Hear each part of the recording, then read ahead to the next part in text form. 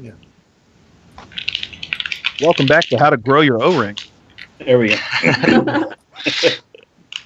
And I went ahead and what did I do? Oh, I muted myself so I could type without you guys hear me banging on the keys like I'm working on the fucking railroad. And there's Ed checking out his OBS. There's all our settings. Freeze the screen. Write them down. So, yeah, everybody listening, if you can hear me and you're still getting choppy, try Shift F5. F5 will refresh your page. Shift actually demands new cookies from the server. Just in case there was something going on, it gives you a clean refresh, a complete refresh. It looks at least momentarily smoother. Yeah, we'll see what we do. Everyone loves cookies. I love a good cookie. I loved a cookie once, and I gave it to somebody. Sophie.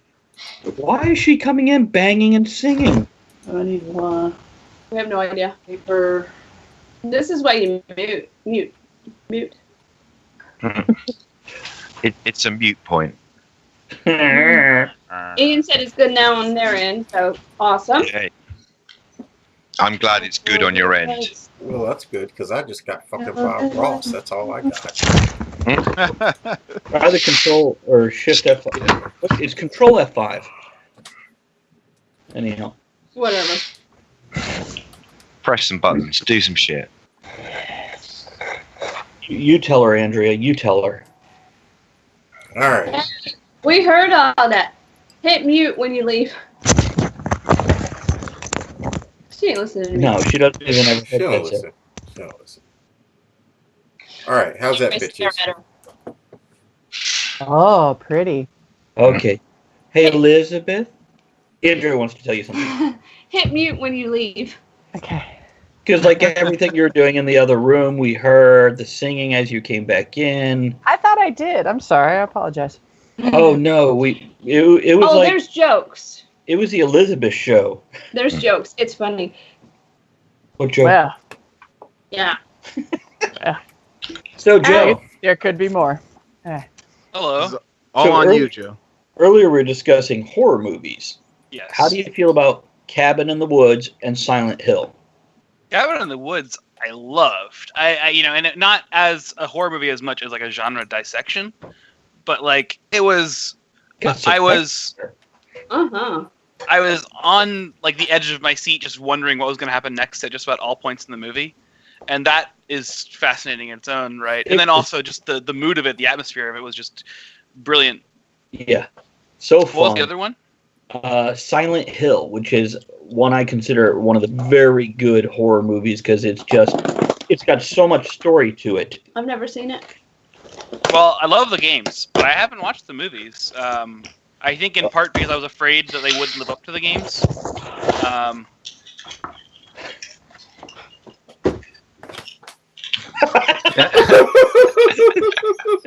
The hell? So I've not played the games, and I think there's only one movie, but I could be wrong. I think there are two. Right? Yeah, they made a Is there- sequel. Yeah. Did the new one just come out at like sometime in the past few months? No. Years. Okay. It might have been a direct-to-DVD sequel. Yeah, it was definitely a lower budget sequel. It doesn't have any of the same characters carrying over. It's an independent, like, hey, we made some money, let's make some more money. I'll tell you what, Resident Evil 4 looked like all the characters out of Silent Hill. You know, that guy that looks like... You remember those things you made that were kind of like angular Pac-Men? You made them in high school and you attacked people or put popcorn in them? Remember two? Mm-hmm. You know, that guy from Silent Hill. I don't know what you're talking about. I know what you're talking about with the paper, like the little like clapping paper things. Yeah, but I don't know about the popcorn. Oh, well, yeah. After you were done, like, fucking with people, you just put popcorn and eat it out of it, like a little bowl. I see. Oh, Well, he did. that seems reasonable. Oh, I know. Yeah, you thought the fortune teller. No, well, there's those two, but also you'd make this. Similar. It's a very similar folding technique.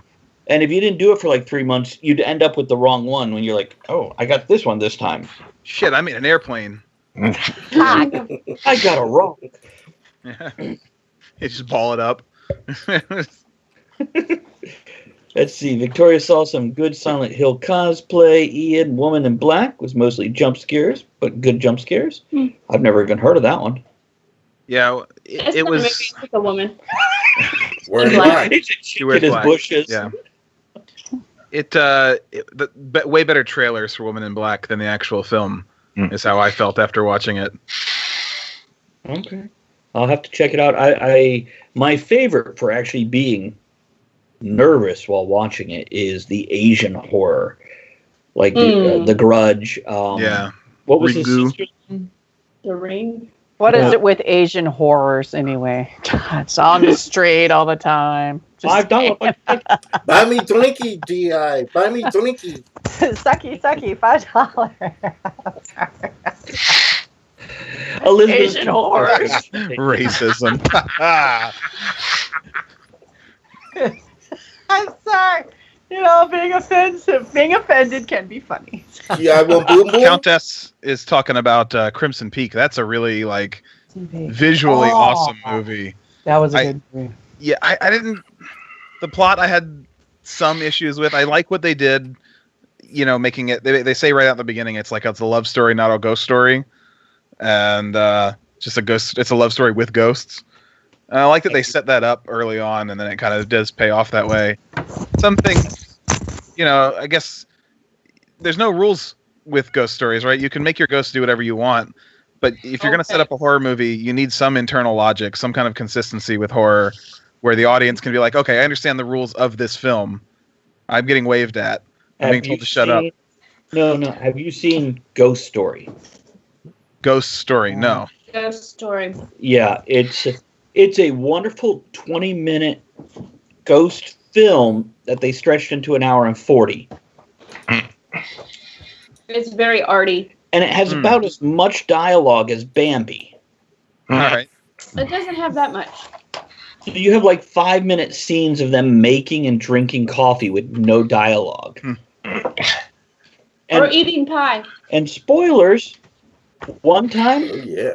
he jumps off, as a ghost, he jumps At off the band building, camp. hits the ground so hard, it knocks him back to 1820. Not True even story. kidding. Well, no, it's not a true story. It's a fictional one. Okay. True story. Yeah, that was one of those films where we're like, we read the description at Redbox and pulled it, going, why not? We got a free code. Yeah, we wasted our money. And then I made him watch the special features with deleted scenes. Yeah. That Crimson Peak, I saw Thank that. God to change the subject. I This want to see Ghost Story. I haven't seen it yet, so I can't add to that. And still be honest. Crimson Peak, I went because of the visuals in the trailer, and I find the story less than because it was obvious, the whole brother sister. But I like horrors that are an emotional roller coaster ride for the audience. And I like horrors that put the characters through hell, whether it's emotional, psychological. But then I like it also when it makes a little commentary about society, or there is a bit of a story. Like Zombies always do that. Romero was really good about getting zombie movies to do this. I thought Crimson Peak was all right. It was a fun matinee. Visually stunning. But I did feel like, cool. yeah. Oh, and the hand, and it was all rotted, and yeah. Everything's covered in the red mud. That's why I agree. I really enjoyed Cabin in the Woods. I had a producer friend call me and say, you need to watch this movie. I had no idea where they were going. I was pleasantly surprised. I didn't know how the hell they were going to get out of it, and I love the ending. And that's the script I was reading on the subway today, Cabin in the Woods. Good stuff. The very ending of Cabin in the Woods did lose me just a little bit. I was like, okay, this is fun and very over the top, and I would have never seen this coming. But it wasn't as good as everything that led up to it, I felt. What would be a better ending, you think? What do you think? I don't know. That's I have never thought about what I would replace it with necessarily. I think specifically the giant hand was and that's the CG they chose. It didn't look great. But I was already just blown away by the sequence. Once the elevators open up in that one scene and just everything happens, I was like, well, all right, I better get a cigarette and like lie back now, because that was like, And the merman. Right merman. That was one of my top 10 movie moments of all time. Did anyone see the Belko experiment yet? No. I was really excited to watch it, but I haven't watched it yet. I recommend it. It's fun. It's the premise of everyone's at work, like in an office building, somewhat isolated, and their voice interrupts the intercom, and it says, 5 people have to die within the next 2 hours, or half of you will. And the experiment goes on from there. Oh, at And work that's- after 5. Yeah.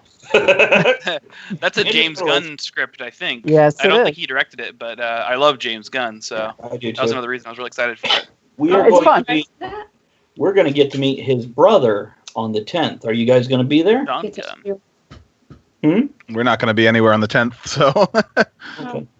It's now. What about Mysticon? You guys going to Mysticon? No, our next con is RavenCon. Okay.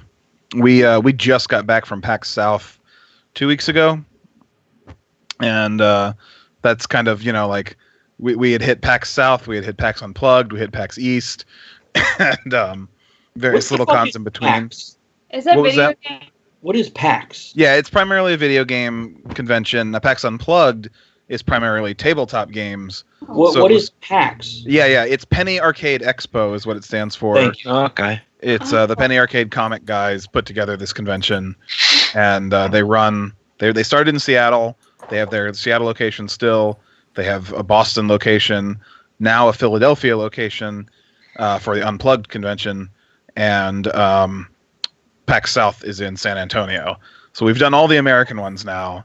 There's one left, which would be PAX Australia. I don't know that I'll make it to that one, but it's been fun to do. Do they these call others. it like PAX Mate? They call it just PAX Aus, so not a very creative Well, it's like title. PAX Australia. It's something. Yeah, it'd be fun to just have a reason to go to Australia. Just go. Well, I think there's always a reason. Yeah. But Go and spiders. There's a new movie coming out. That's amazing. What's the odds? Mhm. No, it's Crocodile Dundee's son. It's Crocodile Oh Dundee God, Jr. is it? no. So I was like, I keep seeing these Facebook ads. It's got Thor in it. It's okay.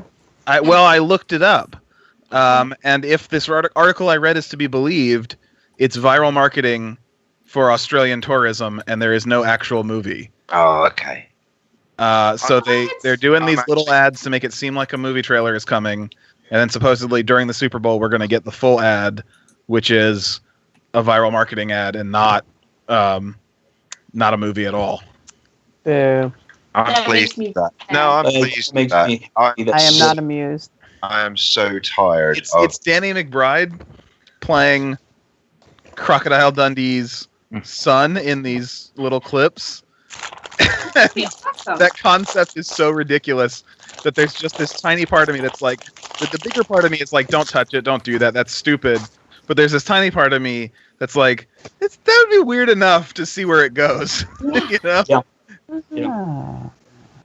But yeah, it's not going to be real, sadly. Or at least so this article I read says. Now maybe it's like a double bluff, and then it will turn out. I would watch Danny McBride as Crocodile Dundee's son. Right. Like it's so odd of a choice that it's like, well, maybe. It needs to be a Netflix original. Yeah. I think that'd be best. Yeah, and if nobody does make it, if it is a lark, then yeah, in 6 months from now, we suddenly need to see it on Netflix. Coming next week. Yeah. Yeah, somebody needs to do it. Let's see, what did Ian say here? Cooper Petey is a good reason. Is that what you call your penis, Ian? What the hell is a Cooper Petey? Petty. Is that their equivalent to It's my pedo? safe word. Wow. Okay, so we got 15 minutes before we go to This Week in History. Let's talk about the actual topic real quick. Well, we were geeking out, and that's a great part of this show. But what do you think? The geek stuff going mainstream, good or bad? And tell you what, let's start with Joe. He's got some fucking intelligent shit he likes to do. You got no question?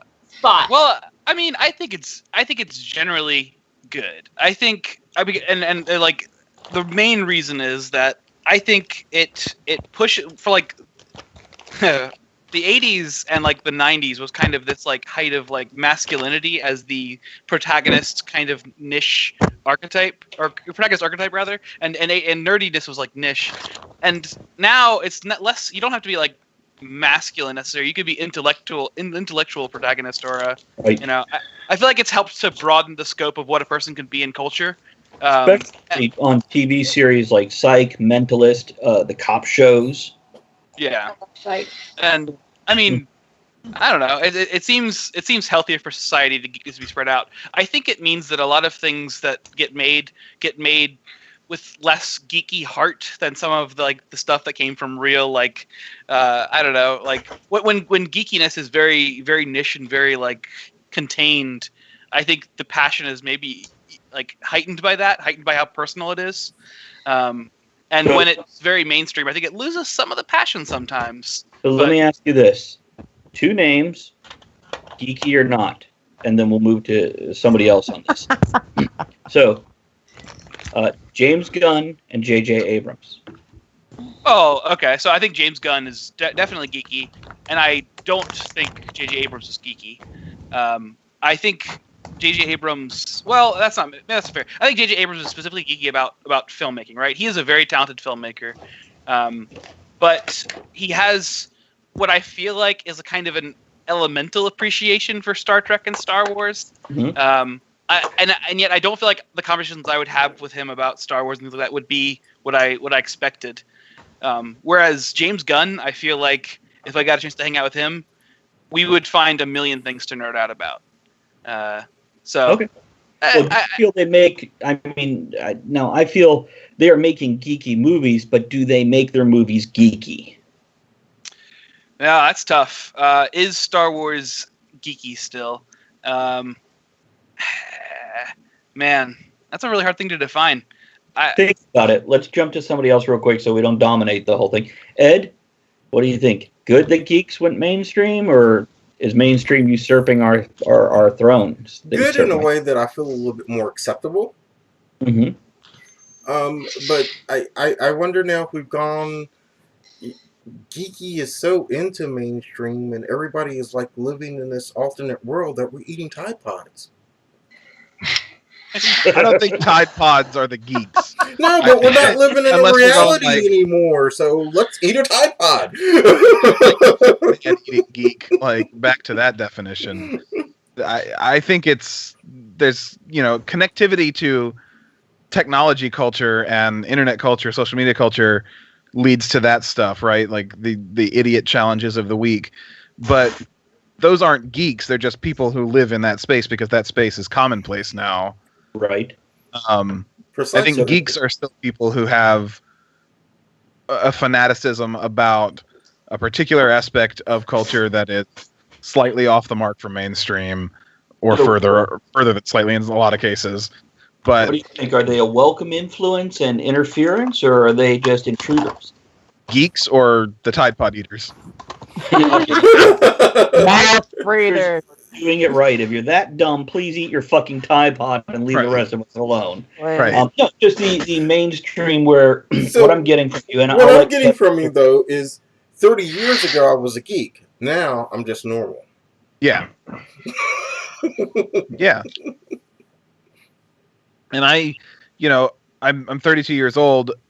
I remember distinctly growing up watching movies like 80s, like Revenge of the Nerds and stuff like that, where geeks seemed like such a weird ostracized thing. And I was also, I was made fun of. I was bullied a lot in school and whatnot, but sometime close to high school, like late middle school age, I was like, that doesn't exist like it does in the movies, at least anymore. And I don't know if it was there a lot before my time. Yeah. But growing up, it just went away. And I never experienced that like full on culture divide of cliques. There were certainly walls, but it was never full on. And how can that be a bad thing, right? If people are more accepting of each other, it just works better. Okay, Andrea? Well, I don't think everybody is more accepting because Yeah, geek culture is more accepted, but if you don't do it a certain way, you're wrong. Oh, there is that. Whether SCA from the 70s all the way up to cosplay nowadays. People are just too rigid about it. Yeah, when It's did supposed to be nerds become fun. the fucking bullies? What the hell's up with that? That's true. That happened to me recently. Kevin? Yeah, I was going to say about that.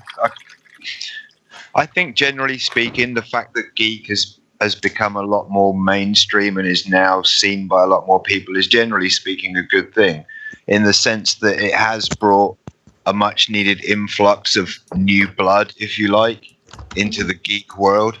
I think part of the problem, though, is that in as much as before geeks were viewed as, you were only allowed to be into those kinds of things if you were already a certain type of person.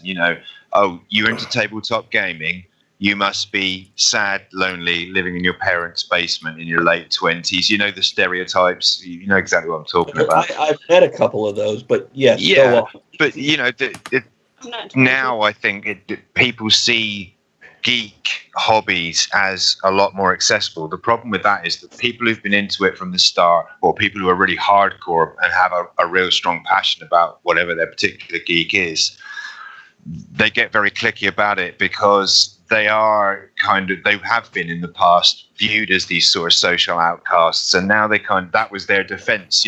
If you're not in it, you don't understand it. It doesn't matter how much you poke fun of me for the thing that I'm into, because you'll never enjoy the joy of playing this particular character or in understanding the complexities of this game.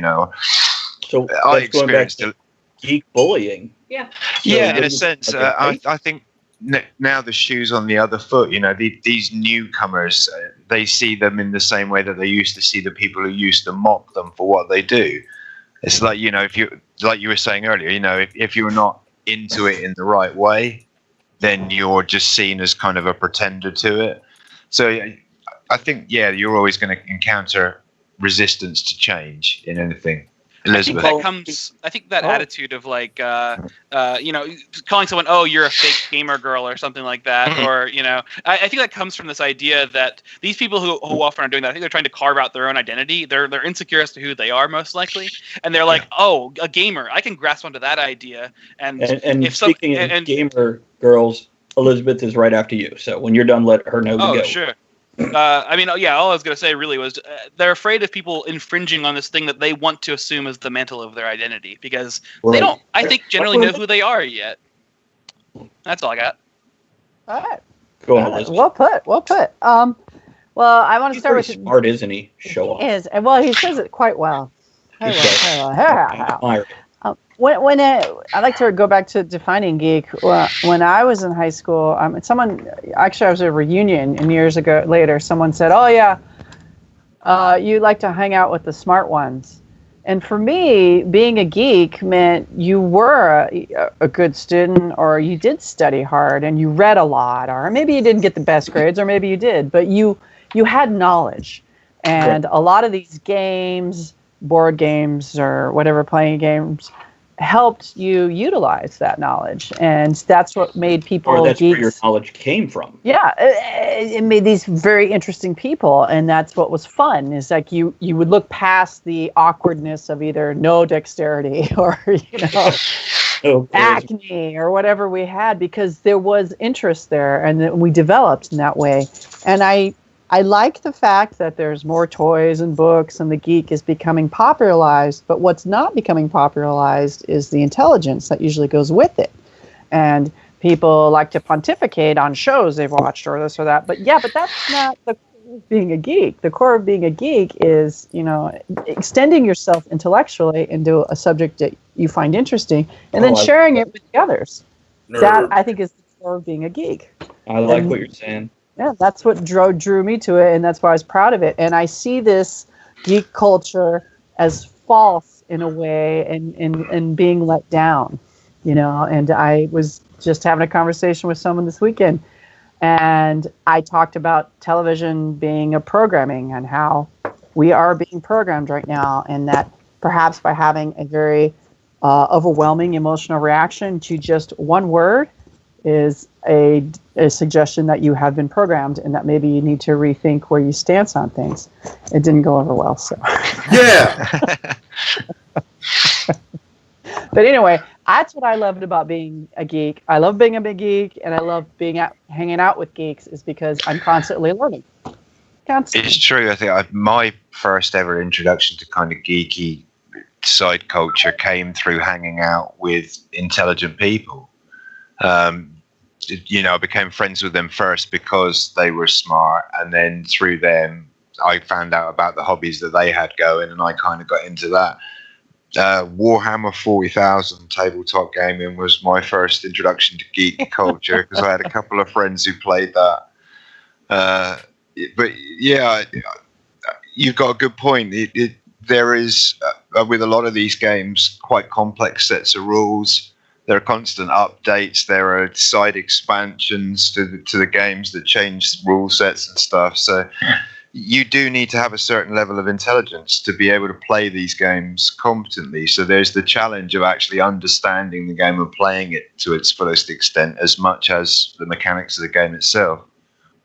But I bet, and if I may add to that, there are those who would share and teach you. Yeah, absolutely. That's the part I loved, and I loved. I never was phenomenal at math. I loved meeting, even now, any scientist or physicist. I love chatting with them. I love chatting with people that really know languages, and that's the part of the culture I can't get enough of. That'd be reptiles for me. Reptiles, snake. Yeah, I'm a nightmare for. I find another person who knows anything about reptiles, and that's it. We're like the two people in the corner of the kitchen at 4 a.m. in the party, giggling away. Yeah. Everyone else is falling asleep on the couch, and we're like, "Wow, do you not just really find this fascinating?" Yeah, it gets a bit like that, but that's fine. That's just another thing that I geek on. And in fact, it's very similar to other kinds of geek in the sense that it's something quite niche that other people go, really? That's what you're into? You're a bit weird. I think that's kind of like defining geekdom is like it's just the thing that you're passionate about, right? Like, yeah. J.J. Abrams might not be like the traditional nerd, but he's very geeky about filmmaking. Right. And his Star Wars movies might not seem as geeky as the old ones, whether that's valid or not. But he is, there was a lot of geeky passion that went into them. So, yeah, he is very prolific, and he works his butt off. So absolutely, absolutely, and he makes some good stuff, man. Ed. Ian says something made me kind of chuckle to myself. I don't mind helping them learn. I think in response to what Kevin was saying, or maybe someone before Kevin. Elizabeth, maybe even. I don't mind helping them learn more about our hobbies. Feels good watching their eyes open with wonder. And I chuckle when I see that because my wife is not very geeky at all. But one of the things when we hooked up 10 years ago, we went through the video library, watched all the Battlestar Galactica, watched all the Stargate, watched all the Star Trek, watched all the Star Wars, and so on and so on and so on. And I actually laugh my ass off right now when a conversation does come up about a character, Teal'c from Stargate or something. She's right in there, man. She knows all about it and everything. And I just laugh at her. It's like, That's great. That's a good Got another one.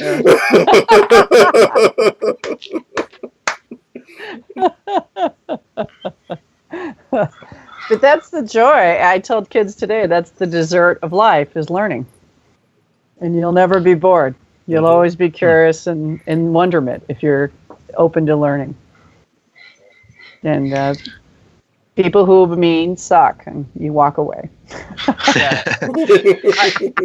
It's weird to think that there's kind of two visceral reactions to like somebody who's like enshrined in a geek culture, and then somebody who wants to get into it, and one of them might be, oh, let me teach you, let me show you the ropes because I want to share this with people. The other one is, I've already spent time learning all this, and you're just a newbie, and I was never like you. I was always invested in this. And Such that's a like weird mindset. Yeah. But it's I don't know, human beings, man. Human beings. I'd hate to think that there's a stencil or a list of the things that you had to know. I mean, isn't part of that exploration? That's part of identifying your own I don't know, character is just learning. Being, is there? I guess you have to know The Hobbit or something, Lord of the Rings. Is there a You mean like core to minimum being a geek geek? requirements? I mean, I studied animation, so I'm an animator, and you had to know Star Wars. I mean, that's it. I mean, in episode 1, I can leave that to the next generation, but the original 4, 5, and 6. There you go. So. I don't know. I pose that question. Is there a list of what you need to know to be a geek? I would say Gosh, no. Yeah. No. There's No way. whatever. I mean, the geekiest person is going to be the person who doesn't know all of the mainstream geek things. He doesn't know Star Wars, doesn't know Hey guys, Lord of the Rings. Welcome back. And sorry, let me interrupt everything if I may. So Oh. sorry, Joe, and My we're so name is sorry we Nick. take. Oh, I'm sorry. I just saw his mouth moving. I think he's mocking you. Anyhow, that's why we have a Kickstarter going, guys, because this is the reception problems we have. We do have a snowstorm coming in with a half-inch predicted, but this is why we have the Kickstarter, so we don't have. That's what you said. That's right. A half-inch ruins everything. I do want to thank the people who have given the extra $50 since we've been on air today. Thank you. You're awesome. Thank you very much. You guys have fucking Woohoo! gone. Woohoo! Trying Pat to figure out yourselves which on one the of back, bitches. Wonderful bastards did that for us. I don't even know who that is, but yes, thank you very much. And we will contact you and find out what 20-minute topic you want us to discuss. Did we go into This Week in History yet? Oh no, man, we've been having a good old fucking time. It was a great topic. That was awesome. We were offended, so Yeah, we couldn't take it. We left. Kevin, if you would Travis. monitor the Twitch chat, because we're going to make sure it stays down since we are having connectivity problems. No So problem. we're going to use less bandwidth there. Okay. Ed, go on. You ready to go with This Week in History? Sure, or- we'll go with This Week in History. Sorry to interrupt, Nick. This Week in History. Shit happened, y'all. Oh, wow. Who says we don't have music? January 28th, 1986. The Challenger disaster. Space Shuttle Challenger explodes shortly after liftoff from Cape Canaveral, Florida, killing all 7 crew members to include school teacher Christy McCullough. Now, when we get to current events, I've got a related topic, which relates to a topic that you have in current events. The interesting thing about this was that I remember space shuttles going up, space shuttles going up, space shuttles going up, and people starting to make the comments that as space travel becomes so common that we don't pay any attention anymore. Because I remember being 60s and 70s when Apollo was launching, and every Apollo rocket that went up there, everybody was glued to the TV, you know, just told my age, right? But then by the time we got to Space Shuttle, it's like we watched the first 2 or 3 and whatever. Then one blows up and then everybody starts watching them again. Sick bastards. Just like NASCAR. And we just had our first posting of the Talk of the Tavern patch that wasn't from one of us. Oh, coolness. January 28th, 1985. Leave your egos at the door. I know I talk about this one every year, but I think it's just awesome cool. That is the sign that music producer Quincy Jones put on the door as he gathered 45 music artists together to record We Are the World for famine relief for Africa. We are the Do you think he did that world. specifically for Michael Jackson or for other people? Oh, Michael Jackson, Prince, you name it. All those bastards. He put that sign specifically on the door for him.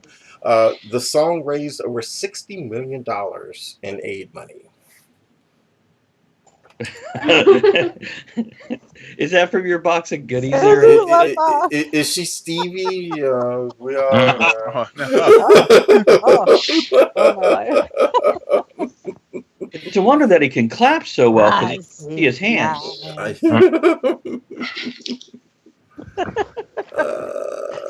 Okay, Anybody no else? comments on history so far, so I'll just move God, it I on. remember that. We Are the World. Wow. I have the record in the car. What's a record? What's Okay, current events. Pluto is a planet again. That's right. The International Yay. Astronomical Union has reclassified Pluto as a planet again. That Why? was after downgrading it to a dwarf planet back in 2006. So many people wrote in and were bitching and complaining, that they wanted Because Pluto of to be a popular planet. opinion, they fucking changed the classification Pluto's a planet That's- again. instead of science. That's how we get presidents. That's true. Science. And have you guys seen Elon Musk is flamethrower? Yes. Elon Musk is flamethrower. I'll copy and paste it and throw it in here so everybody can take a look at And it. this is the thing that relates to the other bit that I have. Okay. On Yeah.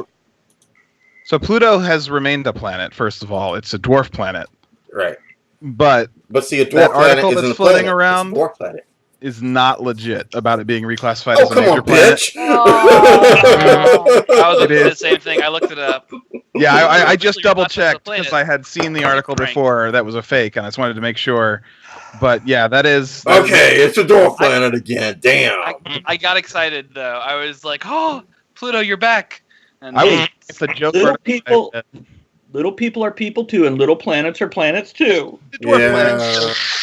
Yeah. Pluto, you're still a planet in my book. Never did it to us. I don't care what they call you. We didn't do our opening toast. Here's to Pluto. Oh my God. Pluto! Geeking out about what we love. So, Elon Musk also has announced one of his biggest rockets in history, amongst anybody, not just his, Oh Lord. that he is launching his first one from Cape Canaveral in Florida. He's going to put his Tesla car in it, the Roadster, and then release it and launch it into deep space.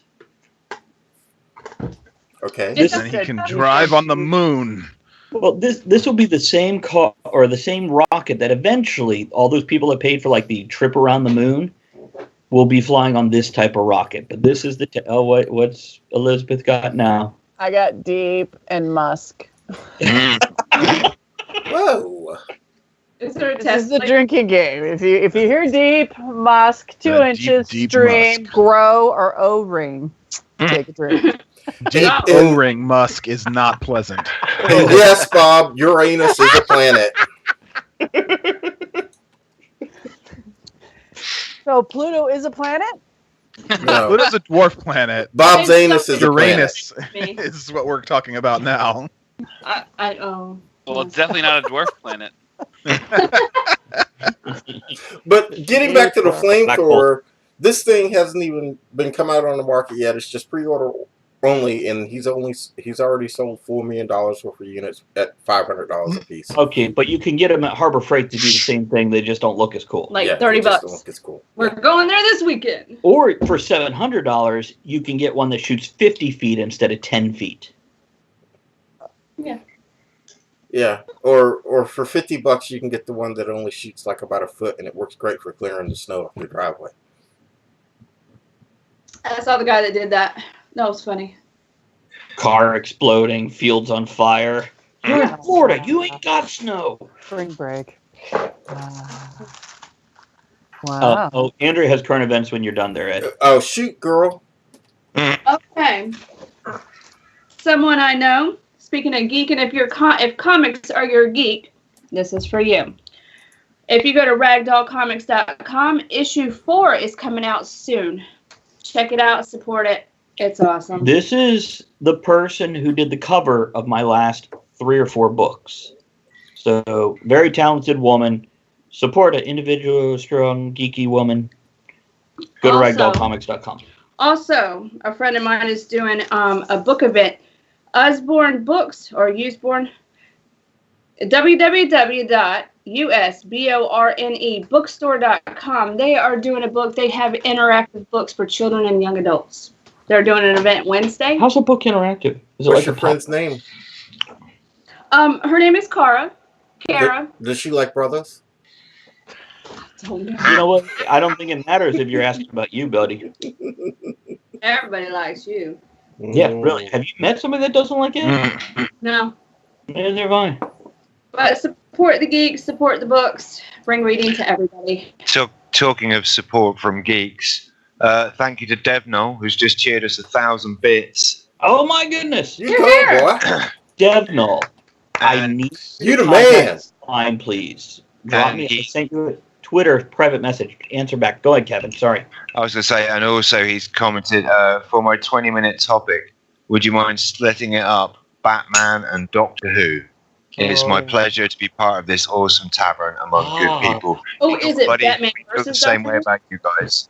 Oh, Devnal, absolutely, we could do that. Remind me when we send out the things after the Kickstarter. And yeah, we'll definitely make that happen because you'll be getting a letter from me going, or your email from me going, hey, you want your topic to be. And speaking of which, so we're at 385 now, if I'm not mistaken. So we I just have feedback on my. Why do I hear me?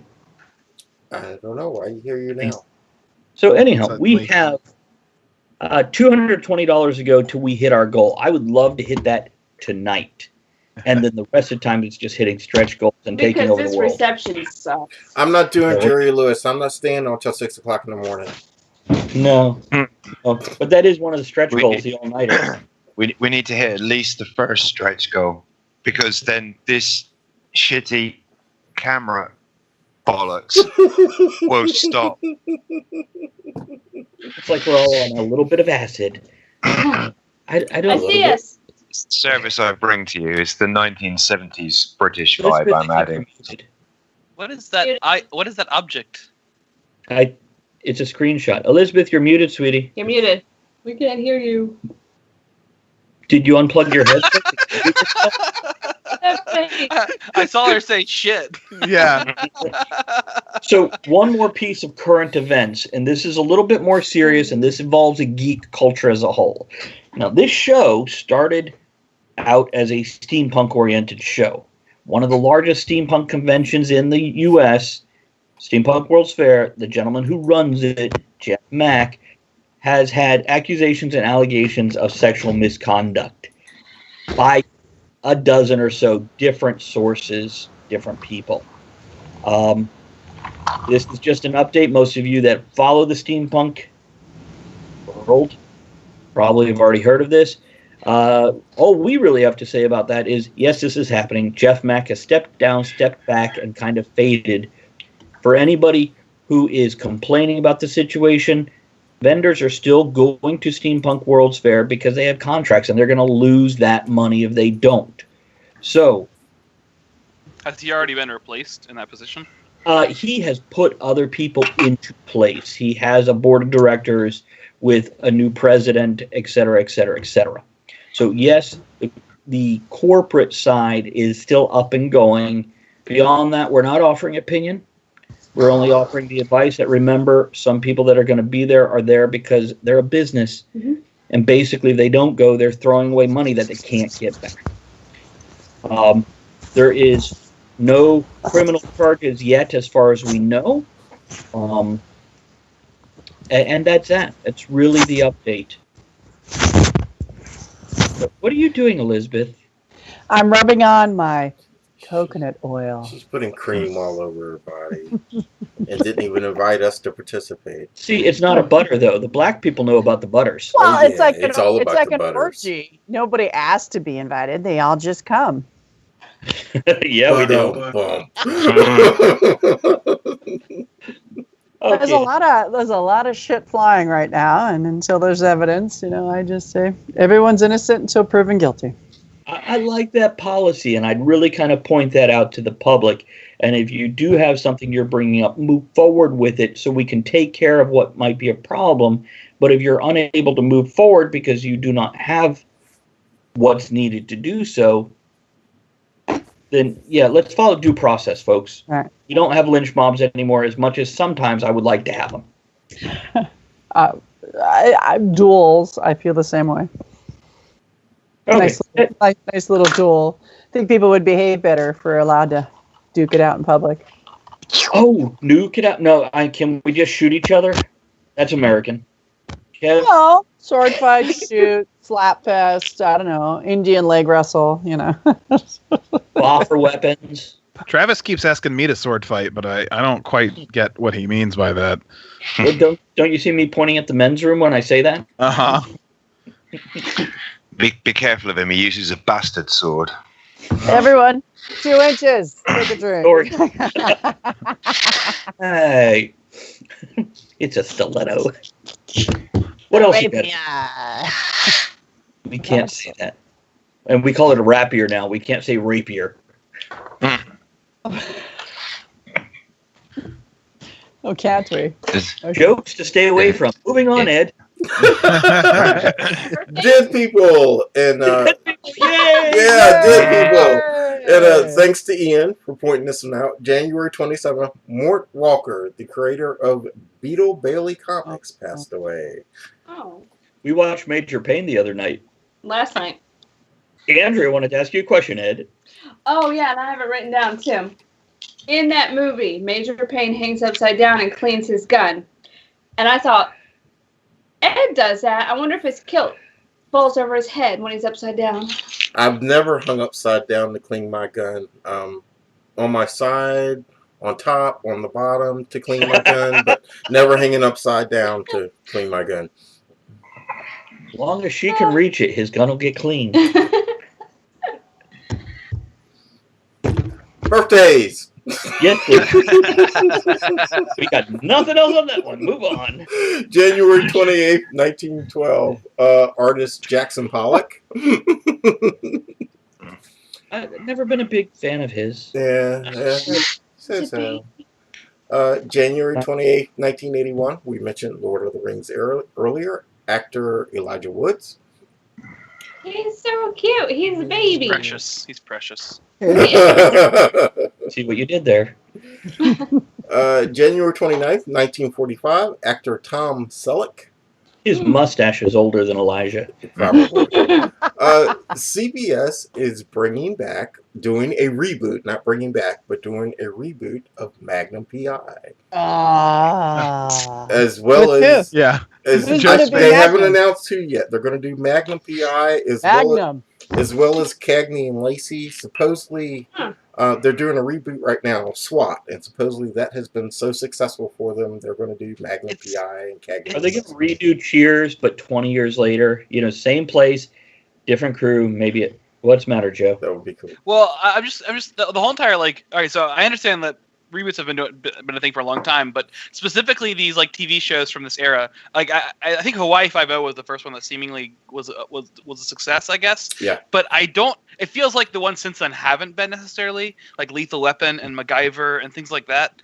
And yet they just keep doing them. I guess there must be an audience. I just have never talked to anyone who's watched them. I haven't even talked to anybody who's watched Hawaii Five-0 that I know of. Never watched a single episode of Hawaii. I mean, the I've seen the old one, but The not old the new one, one. yeah, Anyways. but not the new I've one. never seen Just for the theme song. I think they count on these things to be fairly cheap and to have a guaranteed small hit audience, right? And that's something they can sell to advertisers. People will check this out just to either complain about it or for nostalgia or whatever it is. People will watch it, and we know we can sell you this many views. So give us some ads and we'll give us some money. You know. Well, I agree. I agree with what you just said because every actor in their contract is acknowledged about the amount of loan they're guaranteed through a bank. So if you can create a project that you can assign an actor to, then there's a certain money coming to you. And then if it's a guarantee, like Hawaii Five-0 is a guarantee, it's been done before and it made money. So that's a guarantee success.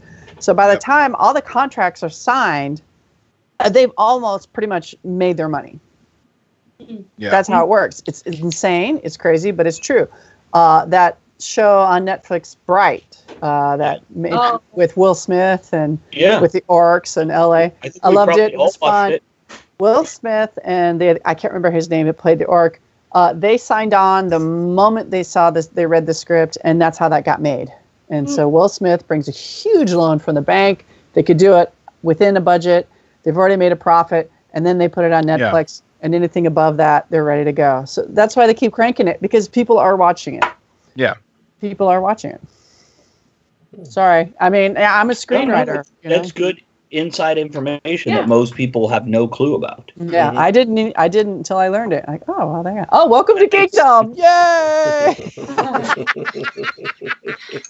But you were right, Okay, Ed, what else you got? January 30th, 1930, actor Gene Hackman. I had no idea he was that old. I I thought didn't know either. like a And he's decade or only, so at least younger, and he's only had like 2 good roles, one with Will Smith and one with Christopher Reeve.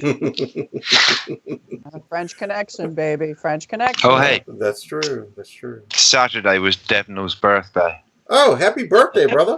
Happy birthday. Yeah. February 1st, 1901, actor Clark Gable, if anybody gives a damn. And I see what I see what you very did. good, very good. Special birthday shout outs to my Mima, Bonnie Welsh, happy birthday, Mima. Hey. And old school friend Susan Dennis, happy birthday. you Travis? did. Susan or Suzanne? Susan. Well, anybody else, before I go with mine, anybody else got some? Is yours the one we talked about? Yeah, we'll cover that too. Okay. What do you got, Kev? I've just got one. An old friend of mine who is just known by the epithet Stretch, who will be eternally annoyed that despite having had the name Stretch for nearly 50 years now, sorry, mate, I am taller than him. Ah. They call short people Stretch too because we have to stretch to reach anything. Mhm. You got anybody? That's Okay. not true. What about you, Joe or Nick? Got anybody before I go shoot off with mine here? For birthdays? Yeah. Oh, let's see. Birthdays on this day, Google. Well, no. that you have that in this week that are gonna. Oh, anybody you like that you want to People fucking you mention? want to say. Yeah. I'd There's like to one I say like. the Prince of Orange, Frederick Henry. He was born in 1625 on this day. Shout out to Frederick Henry. Yeah. Okay, I'm gonna take over from here. He's got a fucking Google in front of him. He could be here for weeks. Yes, Elizabeth. I have a question for our two guests when there's a moment, and then I'll. You want me to do birthday first? Yeah, but birthday first. I mean, this Okay. is a conversation one, but yeah, I just wanted to interject that. Okay. Personal shout outs to my buddy from high school, James Manzawillo, 6'7", laugh out loud giant. Short ass. I'm sorry, giant. He is 400 pounds and 6'7". Does that help? No, okay, yeah. Ah. Yeah. All right, okay. He tips the scales on me a little bit. Creator, composer of our Sounds of Steam, as well as our This Week in History music, Matthew Nielsen. So happy birthday to him. Good friend charmer, Michael Melton. I know him. Of, oh my goodness, I forgot the name. Drunken Trog. Drunken Trog. And then the master pipe carver, whose pipes I envy, and one day I love to get a hold of one, Tom L. Tang, out of, I think, Denmark. You like his pipes? Yeah, he does. all about Yeah, it. he wants to suck and blow. Okay. And then last but not least, Joe, who on the show tonight, this Joe Wetmore, You. who has a birthday next week on the 7th, if I'm not mistaken. You are That not. is factually accurate. It's not true facts, false fact, fake, what are the What? fake news? news. It's Pluto? hashtag legit stories. That'll catch on. I think Trump is using that now too. Yeah, legit stories. Hashtag.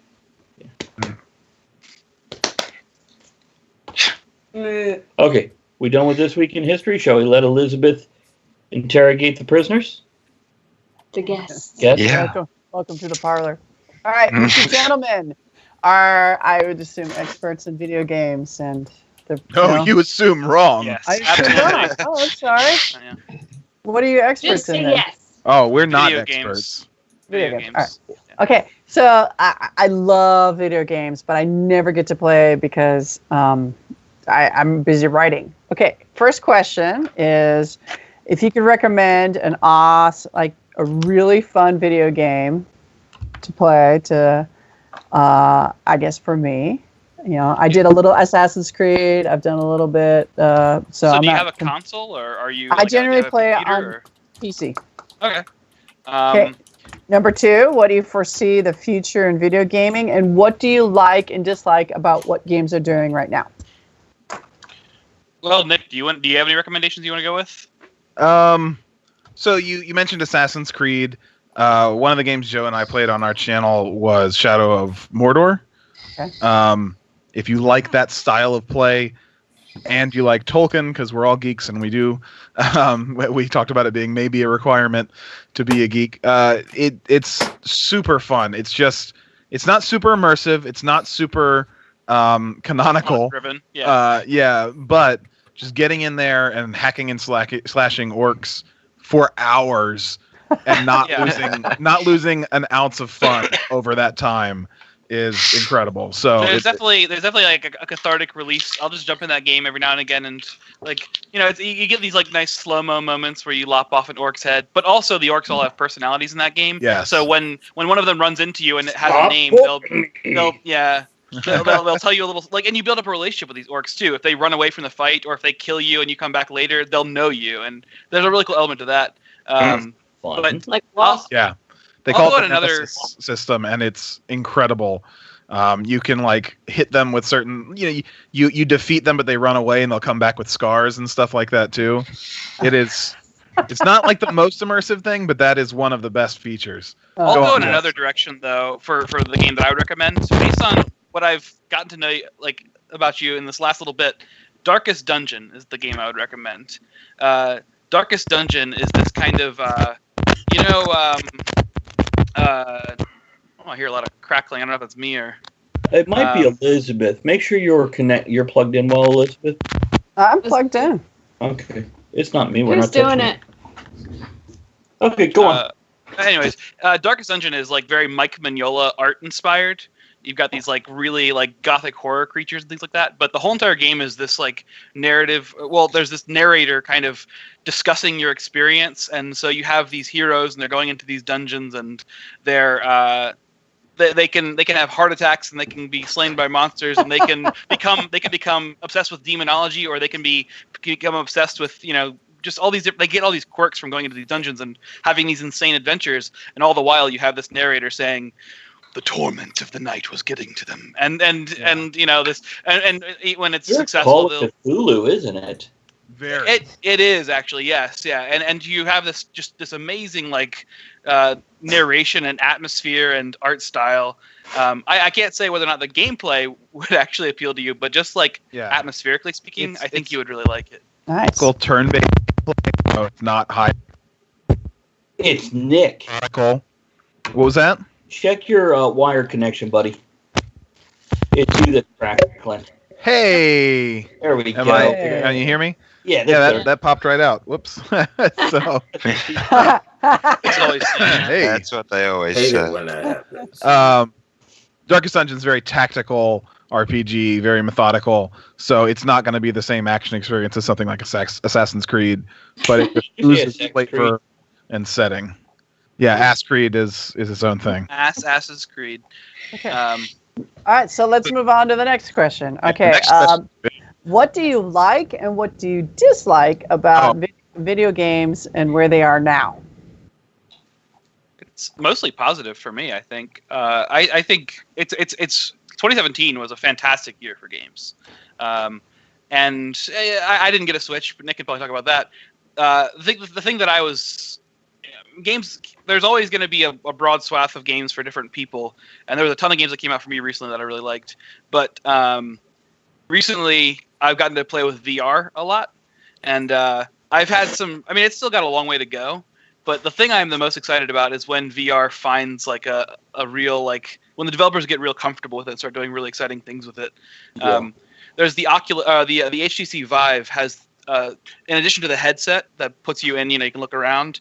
It has little cameras that you put up in the corner of your room, and so you can walk around in the room, and it it follows you around.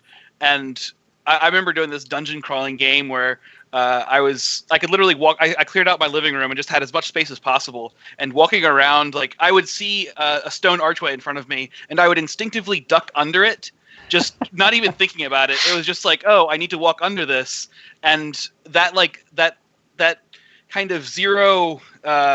Just like separation between what was happening and like what my physical actions were was just magical to me. Or I knew that I had potions on my belt, so I moved my hand down, and lo and behold, a potion came up when I, just things that like kind of. Oh, so go ahead.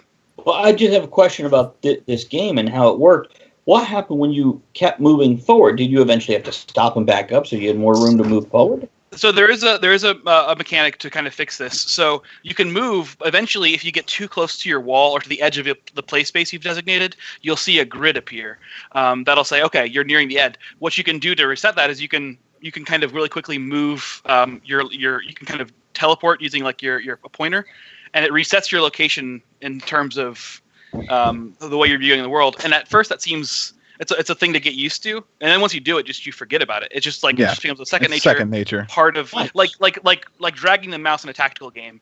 You know, you're like, oh, I need to look somewhere else, and it just becomes a part of the gameplay. So yeah, you do have to kind of readjust yourself so you don't walk into your wall. Right. It after a couple of minutes of playing, it wasn't even a problem. There you go. I only walked into the wall 10 times. And that was before he's playing the game. Right, yeah. You just had to learn what walls were. I mean, and VR, even beyond like the experience like that, just getting in Google Earth on VR, like you just get the sense of like being a giant floating in front of the Earth and just kind of spinning it around and be like, oh, I want to look around Egypt right now. And then just being able to zoom in and just the interface of being in a 3D space and having movement, it's so close to the holodeck from Star Trek. It's so close. Like, it's ridiculous what it feels like. And so, yeah, VR, man. I can't wait to see where it goes. I think it's got a long way before it gets Yeah. somewhere that is going to be massively accepted, though. Right now, it's clunky. It's And a lot expensive. to set up. So what? And 12 to 15 it's expensive. years? Say again? 12 to 15 years? 12, 15 years, it'll be amazing. Yeah, that kind of time frame hopefully will be in some very different places technologically. So that's nothing. If we look back 12 years right now and where games were versus where they are now, that'll fly by. I remember playing Tomb Raider on PC. It was like 4 pixels. It was great. Yeah. And Elizabeth, when you're done with your questions, I have one to ask him also. Oh, we can move on. I haven't played a new game recently. I played a few years old. One of the things I found frustrating was, especially games that tend to have a narration or story, is that I couldn't fast forward through it. You know, I write film for a living. I watch film fast forward. I can tell by the cuts, what shot they take, almost what they're saying. You know, I mean, So a story-driven game is not for you, in other words. As long as I can fast forward through it. And this is a question I want to bring back to what we were talking about, the horror films. Okay, so I find it a story where I have to sit through the story. That's all motion capture and kind of boring. To get to the game where I get to hack things up, you know, because that's all I want to play. I just want to kill things after I come home, you know. I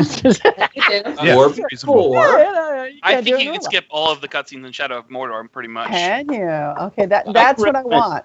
That's what I want. Yeah, all right. And online, massive multiplayer ones, and those a lot of times you could skip your cutscenes. But this is the question. Okay, so I forgot. I can't remember who said it. Was it Joe? Did you say this, where you were having trouble empathizing or being scared by horror films? Yeah, I don't feel like I have that problem as well. Okay, do you find that's the same in video games? Very much so for me. It's similar. There are games that make me feel a lot of tension, though, and they're not typically horror games.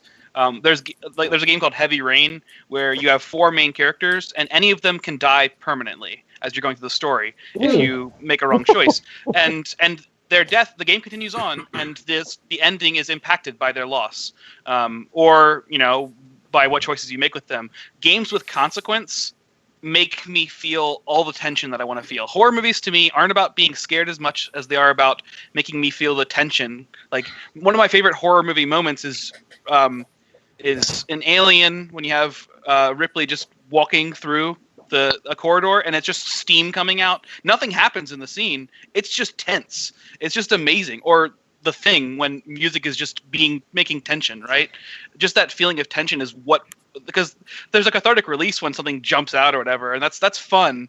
But I like the kind of the nervous vibe that horror can generate. Yeah. And games with consequence can do that in a way that horror games often don't have consequence and lack that tension. That's called, in music, they call that disharmony, where they get you like waiting, and then they finally have that beautiful release. That's, yes, agreed. Well said. Well said. He was. All right, you can move on, Mr. Travis. I'm fine. I'm happy. So, Nick, Joe, I know we mentioned that you have your own Twitch channel, and I don't think we mentioned the YouTube accompanying channel. But why don't you tell the listeners, the viewers, a little bit about what you do with Instant Replay Live? Well, the best place to start there is what we used to do, I guess, because we're in a transitional period right now. So we started this thing. Beautiful woman. Yes, exactly. I'm working on it. I got the hair. Well, I'm losing the hair, but I've had it for a while. We started this thing because Joe and I had lost touch over the course of about 10 years. When I went to college, he and our mother moved to another state, and cell phones weren't super popular yet, and so we didn't have contact for a long time. And then we started talking on the internet and found out we were into some similar things. Still both into video gaming and these concepts called Let's Plays, where people sit and play games and record that experience and share it with other people on the internet. And it's really weird because it's a hard concept to sell someone on as being entertaining if you haven't yourself gotten into Let's Plays. Like, It's even harder to sell our show as entertaining. and then there's that. Yeah, that gets worse. Yeah. Now I've been on their show, one session of recording, but 2 sessions of games, so 2 separate episodes. And It was a blast. Imagine this show right here, but we're all playing the same video game at the same time and amusing ourselves with that. Yeah. It is kind of a podcast with a different medium. And that's exactly how we treated it. Yeah. So we told stories about our lives and we caught up on that last 10 years of absence, and we told dumb jokes and we met a lot of friends and we played a lot of games with them. We've kind of feel like we've tapped that out for us, though, on what we were getting out of it. Mm-hmm. So now the Let's Plays are something that we've closed off on the YouTube side. On Twitch side, we're still streaming gaming. We're still having fun playing games and hanging out together and talking to people. But it's a little more casual and it's a lot more interactive since the audience is live with us. And we're looking to do more stuff on YouTube that is more produced. Stuff where we're actually doing more full game reviews or comedic skits. We have a series we call Instant Roleplay, which is us playing Dungeons and Dragons, and we edit all that down to keep out all of the sort of dull moments and make it tight and have a good flow. And that's pretty fun because it's like DMing for hundreds of people at once in a lot of ways, but they get to watch that after the fact. But doing all that stuff takes a lot more time, so we're slowing down what we were doing. When we started the Let's Play, we were putting out 2 videos a day, every day. And that was just insane to try to keep up with, and we scaled down, and then we finally stopped. We haven't put out anything in about a month and a half, 2 months now. But we're working towards being able to put out more regular produced content in the near future. In the interim, we are streaming more. We're streaming actually, like in general, which we hadn't really been doing. Because we still like playing games and talking about them, but to do it as like the main meat of the channel, it began to feel a little bit like we lost a spark for it. So, well, we like it. We're just doing the same thing a lot. Yeah. So, yeah. Okay. Shall we move back into the geeky stuff? I mean, not that this isn't. Yes, I have an additional question. Okay. Referring back to. Okay, what's the future in gaming? Well, I said VR, so I mean, you hope it's VR. Because I mean, it's such a cool thing, but I think it's going to be a while before that is the mainstream gaming. The technology is going to have to jump in massive ways. It's going to have to be completely wireless. It's going to have to be cheaper, and it's going to have to be lighter, like the whole headset and everything. But aside from that, I think I'm afraid that the future of games is things like these AAA titles that churn out the same concepts over and over again and are all about microtransactions and loot boxes and things like that. And what I want the future of gaming to be is games that have real consequence and feel like immersive experiences. I want the holodeck that Joe's talking about. I want to role play with my computer and have it feel like role playing with a person. And we're not there yet. And I feel like accessibility to more audiences has made games move away from consequence-based role-playing in role-playing games and more towards, well, whatever you do doesn't really matter because we don't want anyone to get bummed out. So I worry that the dumbing down of video games is the Lowest real common future. denominator. Yeah, Mm. but Yeah. I want some real immersive role play on a AAA scale. That said, it's not like I'm unhappy with gaming in general.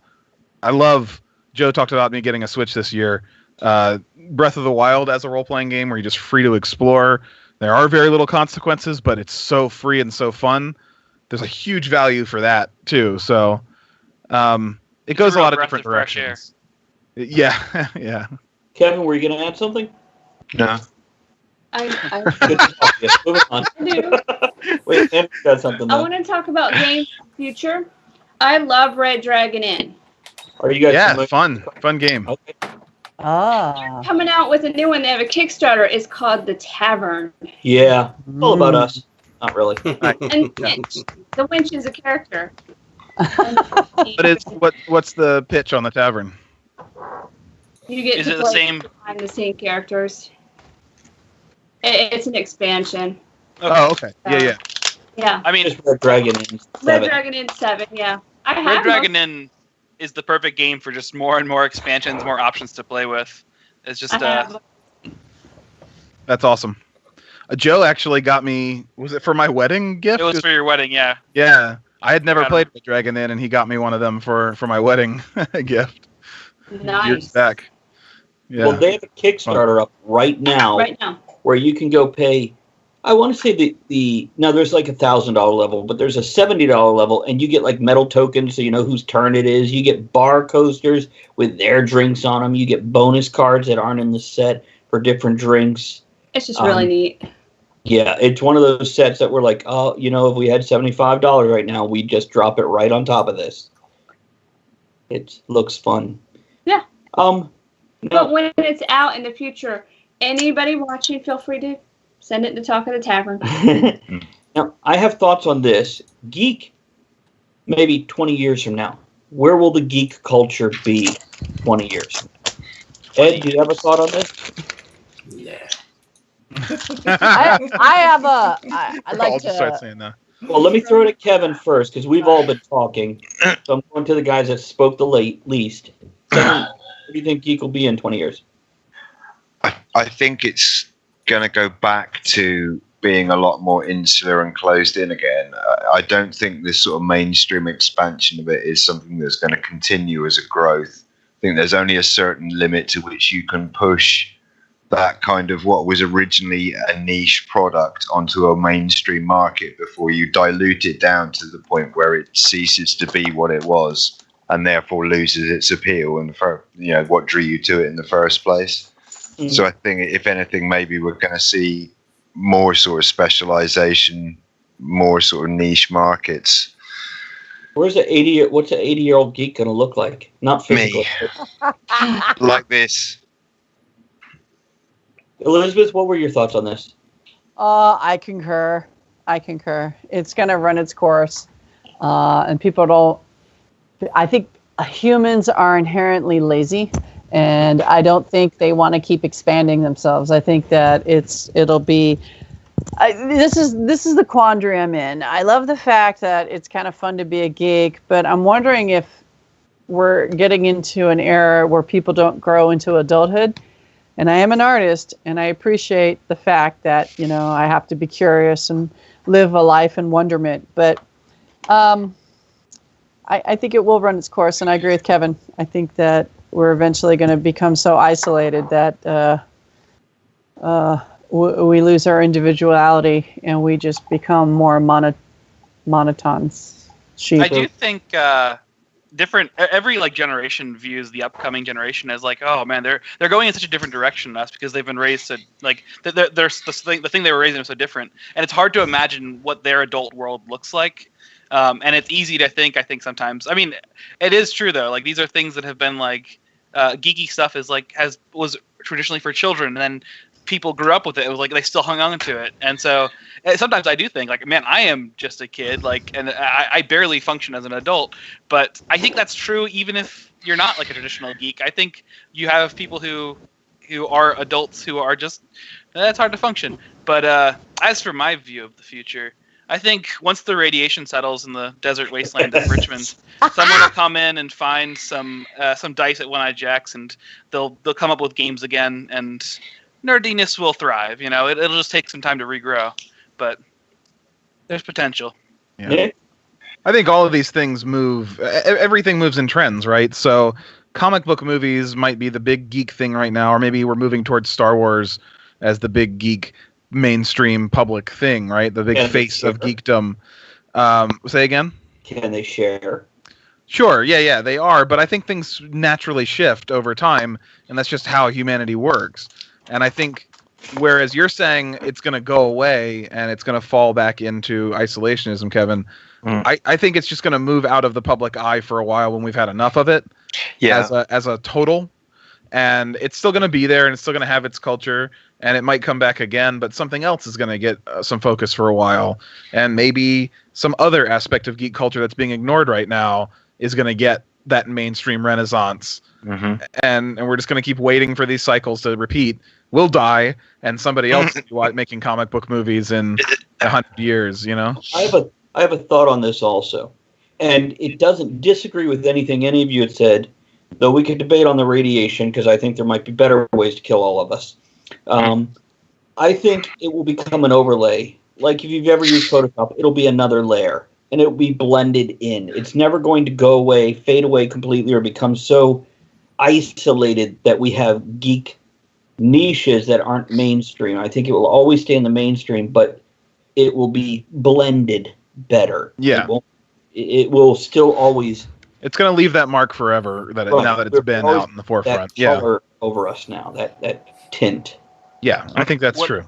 What I'm curious about, we have these kind of cycles of nostalgia in film and like liter and fiction. Of this decade was looking back at the 50s with rose-tinted glasses. We're looking back at the 80s right now with Stranger Things and all that. And when it's time for this decade, go ahead. I'm just curious what this decade's gonna look like in nostalgia. Well, with the 80s, I have seen television shows and movies where, like, the 80s was a lawless time where you could just buy and sell drugs anywhere and everywhere carried a gun. I grew up in South Florida where a lot of these shows take place. And I'm like, no, not every cop was corrupt, and not everybody could just turn to their neighbor and buy cocaine. And not everybody dressed like Flashdance. Well, most of us did. Now, you.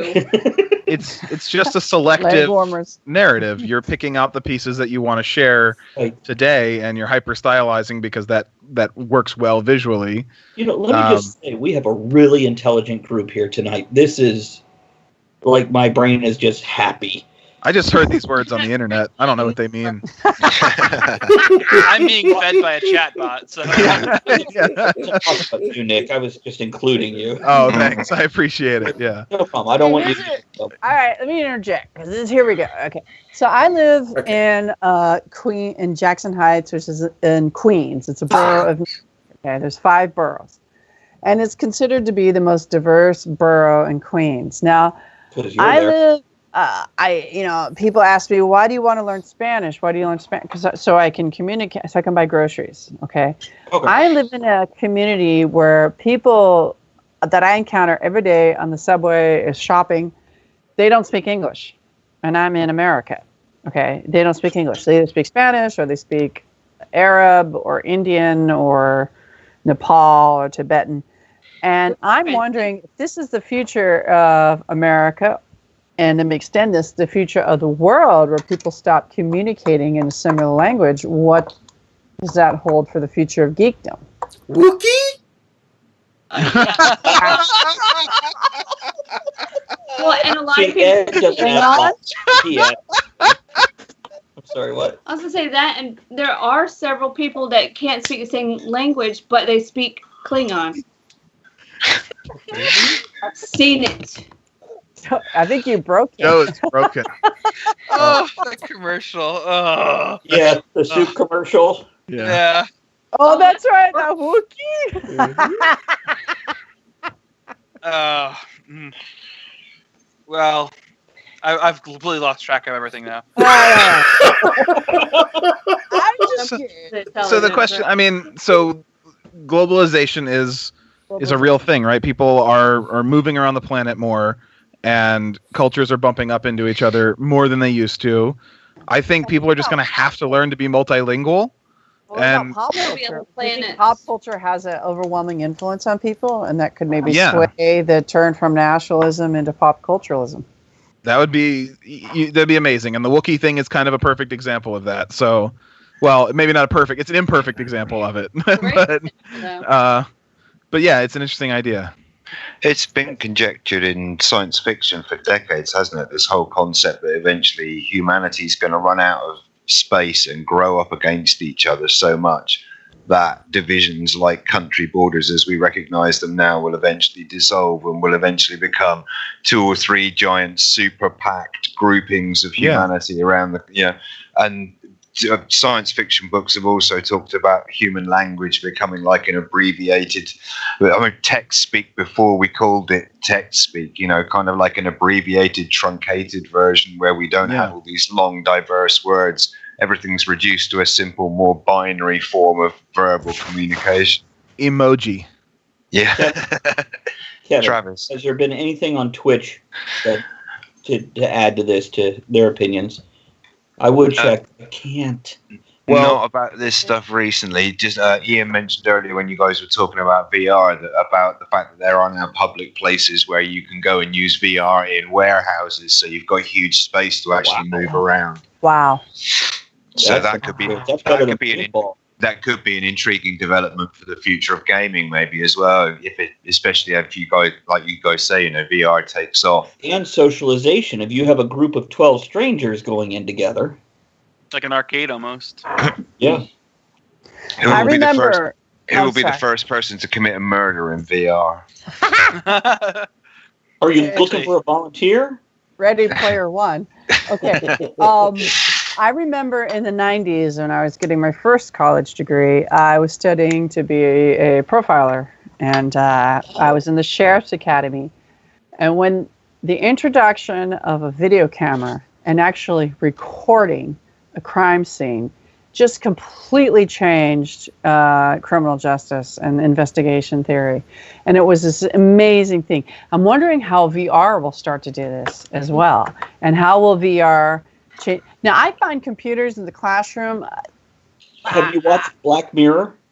a little bit. I haven't seen every single episode. I saw the you should. spider episode. They touch on these topics right here with the VR and everything. Okay, go on. I find it interesting. Okay, as a teacher, I find that computers in the classroom may have helped students' typing skills. Right. But I find that computers at home and smartphones have dumbed down students. Yeah. Students Right. are unable to imagine stories. They're unable to focus for long periods. And I've said this before, if I want a whole classroom to be quiet, I just turn a monitor on, and there doesn't have to be anything on the monitor, just the blue screen, and they all get quiet. Really? I think Wait. the So I'm problem concerned is about that. I think the problem is that we've incentivized the wrong software on computers and smartphones. Like, if children had a chance to go into a computer and just be like, oh, here, like the programs listed were like astronomy, look around the stars, and it could be any level of complexity, or just various instead of having things like hand off a phone, have them play Angry Birds, give them better options. The problem is that the most simple and entertaining options are the ones they gravitate towards, and that's kind of become what like the primary drive that sells very well. But I've heard some really great stories of other countries where they get computers and they change their class structure up to just, okay, here's a free lab time, and especially when students aren't used to having technology and they just get to look at, I've access to, I can choose whatever software I want to do to learn something, whatever I want. That is very, very like valuable to kind of making someone incentivizing intellectual like pursuits. Yeah, that's sexy in. You can't say that about children in school. Well, not here. Again, because we have so many options to choose from. We do go for the lowest common denominator. Whereas other places where it's very selective, where they don't get this, it is a treat to learn. Yeah. As opposed to a chore. Mm-hmm. We speak about that with our own children. Oh yeah. Oh yeah. What did you say? Incentivizing options? Well, I mean, we can't really do it here now because I we want the kind of- term because if I'm going to apply for a grant, I like. Yeah, incentivizing like avenues of learning, right? Like, Yeah, that's a great way. You know what? Yeah. I think these two, if they're willing, both of them or just one of them, they would be really good for the generational thing we're talking about. I do too. yeah. The generational show. We didn't start the fire. It's about the generation gaps. You know, how we complain about the previous generation or the last generation before us, and How we're they going to work complain it about back us, historically, and- yeah. all the way back to, in 1900, were they complaining about, oh, we now have radio and moving films, and this is going to be a distraction and shorter Right. the span, or These when the damn kids don't stop sitting in front of the talkie box. right. Yeah. And Pretty you know, much. also with going before that, when newspapers first started being mass produced, was there a generation before that going, well, they don't talk to anybody, they get all their information out of this paper Yeah. or these books that they're now mass producing? Is it the same thing we're seeing now on a different level? But that's something, if you guys are interested, I would like to invite you, one or both, to that show. that sounds interesting. Yeah. It's because, I think your intellect, your background, and also something we try to do on the show is there's a reason we have Ed, Kevin, Elizabeth, and us is because there is a difference of background, and you guys being 10 years younger than any of us, Yeah, you're a baby. it makes Try a difference. 20s. Well, yeah, in some cases, Joe, I think you said Giggle, giggle. 32, is that what you said? I'm sorry. You're How old are you? 32? 32. I'm 32. You're 32. Which one is younger? Joe is younger. Okay, that's why. He's 12. But Joe will tell you he's the older brother often just to be chaotic. But Yeah, I've he's given this a number of people on Discord. you guys are very much able to hold your own in a conversation with us, and we're listening and we're learning and we're interacting. So it's a great contrast and comparison. You have things we don't because of your experience and whatnot. Right. I wrote down so we can invite them and they can say yay or leave me alone. Yeah, we're absolutely no obligation. Just I think you do well. I mean, in the conversation. We're always open to doing stuff. For us, scheduling is the first and hardest barrier to get over, and then after that, it's pretty easy. Well, we'll let you know the date by the end of the show, and we'll figure it out. And your tech's already good, so Yeah, we checked if you. somebody shows up 5 hours late, We can at least pop you in the middle. with Oh, that. yeah. I had this thought this weekend in midst of a seminar with someone, that there's a difference between being a know-it-all and being one who engages and encourages conversation. Right. Oh, and I scared him away. Yeah, Oh, we Joe's lost this. offended. You called him a know-it-all. I'm not smart. Fuck you. 32. What are you talking about? I heard what he said about me from the kitchen. Joe, turn off your camera. Click on the camera icon. Turn it off. Turn it back on. That probably will fix you've got no video right now. Come back to us, Joe. He also can't hear us, he says in the chat. Oh, Ah.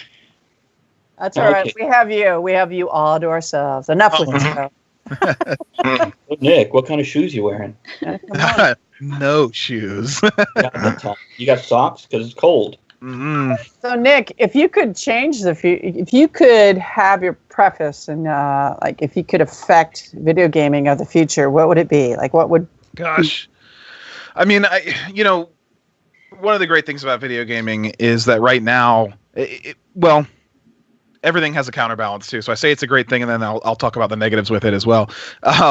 Right now, video games are so prolific.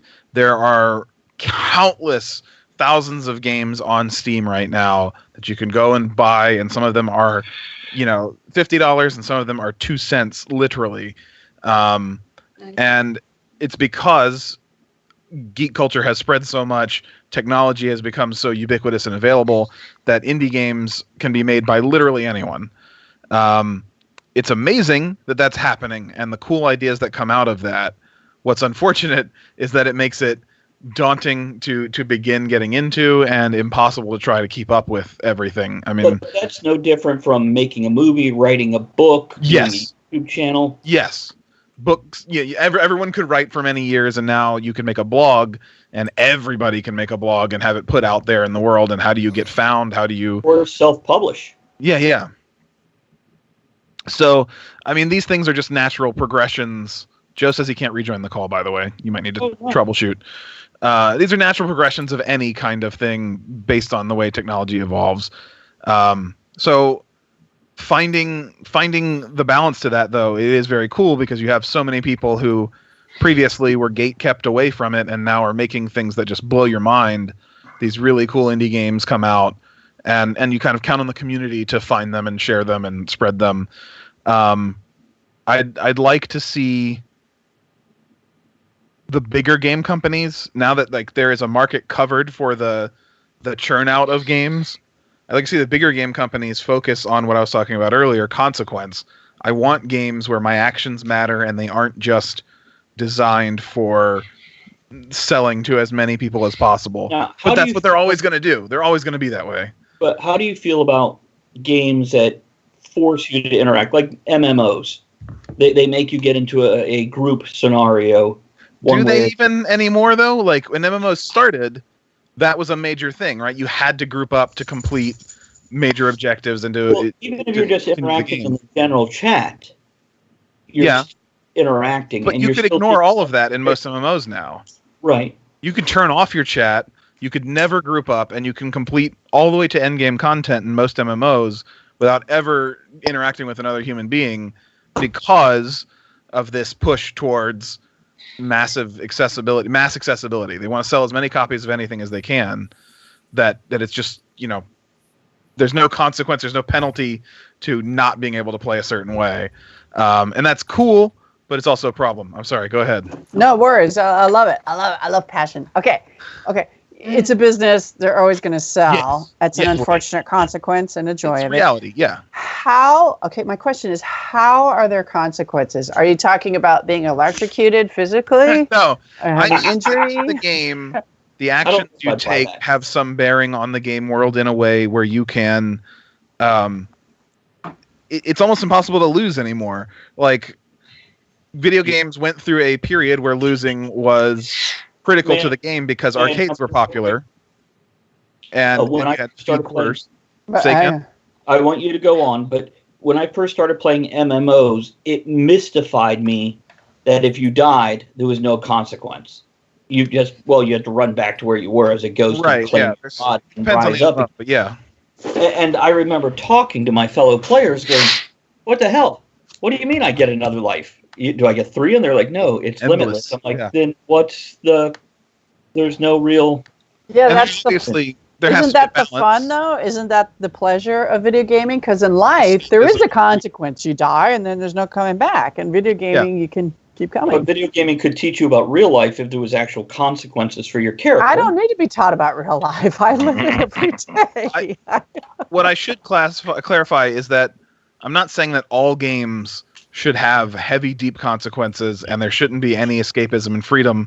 I'm just saying that there is a large number of games that are moving away from any kind of consequence or penalty for the player, so that it feels like what you're doing doesn't have a hurdle to get over, a challenge, and it lacks meaning to me. I get exactly what you're saying. Yeah, I mean, I use Steam. I game online quite a bit, and there is this huge proliferation now of these games where you feel like you're just mechanically going through the motions. Yeah. Press this, collect that, put it in that slot there, level up, repeat. And there's no real kind of interaction. There's no real attempt at creating any kind of in-depth storyline that draws you into the experience. You're literally just kind of plugging numbers into a spreadsheet to gain a result. It's so predictable. Yeah. And there are games that capitalize on that concept to the utmost degree, like these clicker games where all you have to do is literally tap the screen to progress, and it's a different concept, and there's good in that for what it is. It's relaxing. It's some kind of sense of progression. You mean kind of like those books? I don't know. I'm older than you are, but in the 80s they had these books where you had to make a choice. Do you want to go to Choose Your Own Adventure? Yeah, this is not even Choose Your Own Adventure. This is that you're on a set path. You will choose some upgrades, but you're just clicking to progress things happening. I play one like that. It's called Everwing on Facebook, and you're just Oh, yeah. you don't even have to poke to shoot You things. just- It automatically fires. You just move left and right, and I Yeah. enjoy it, but I'm not into it.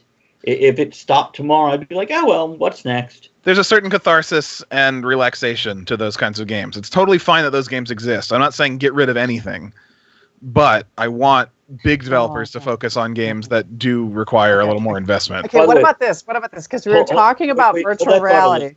Hold that thought. Let me say we're in the third hour. It's our inappropriate hour, and that's really all I have to add on. Go on, Elizabeth. We can I break take my shirt off. Kevin.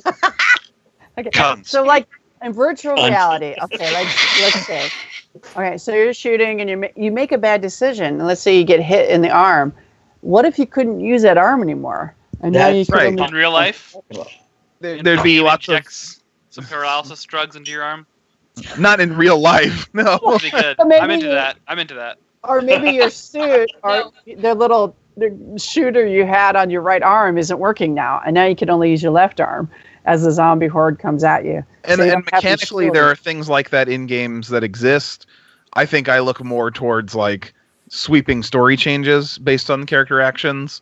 Oh. So one of the biggest RPGs and the most praised RPGs is Skyrim, and to me, it's not an RPG at all. It's not a role-playing game because you don't do any actual role-playing in that game. I Your like character actions. There's like 2 major choices that you get to make that affect the story, and whichever way you go with those choices, they're just mirrors of each other anyway. So it doesn't really have any impact on your story other than which color suits your Well, allies very fun are game wearing. though. It's a very fun I game. liked Star It's Wars. very fun. Yes. Because as you played Star Wars, the Old Republic MMO, I enjoyed that you had a video cutaway and you made choices in the conversation, and that did determine where you go. Again, it's still kind of a rail game where you're going to go down this path. Mhm. But you get to feel what your character is. Like those dialogue choices flesh out the way you feel about the character you're playing. Right. Yeah. And it does more than just change the costume. It can take you to the dark side or the light side. Oh. Or these other things, and you felt when you completed the story, you felt like you were a major component in the formation of the story, and That's that awesome. was really beautiful. Well, the Old Republic is actually a fantastic set of 8 single-player games. Right, right. And if you play multiple things, you'll see where one type of character influences the overall story, whereas the other ones influence it in a different way. That's cool. Yeah, it's not a perfect game, but is there a perfect game? There's a question. No, Super but Metroid. Yes, there is there a- is. oh. Super Metroid. Oh, that was a good game. There was one I played. It's way beyond, I'm sure, what everyone else plays, but it attempted to get what he was talking about the That is consequences, and it was called Underlord or Dark Lord or something. Undertale, or You could, and you were this evil guy, or this, and you had minions that would follow you, and you Maybe could either Overlord? choose Overlord. Yeah. I thought they made a pretty decent attempt at doing that. What you're talking about, consequences. And So I never played it really. it So was a the little story. RPG. Okay. Yeah. I mean, I know the concept where you're pushing minions around the map to do Yes, certain yes. tasks, but there was like a deep RPG story where you're changing the outcome of the end of the game by the actions that you're taking. Yes, that's the That's one. cool. Ed, you play a lot of the military games and whatnot. Not really. I play Total War, and way back in the day, I used to play the Jane's flight sims, but Right. you can't play any of those on computers today. They're just too fast for them. So Joe, Nick, Wow. do you know of any games that you might like that would work in that vein? But Ed, I was asking you, was there consequences there where you just oh yeah, in the early Jane's fight sims, it was good consequences in them because if you got shot down, you were dead. So that is a consequence that game remains in was games, over right? for you. If you wanted to start all over and play the campaign again, But- you could, but that Yeah. campaign was over Oh. for you. But game over is a very rare thing now, right? Death in games is no longer a consequence. Right, it's a Yeah. minor You thing. die, you don't even start over at the beginning of the level often. You start over at the beginning of that fight you just Yeah, lost. yeah. Right. And so what does it matter if you lose in a fight?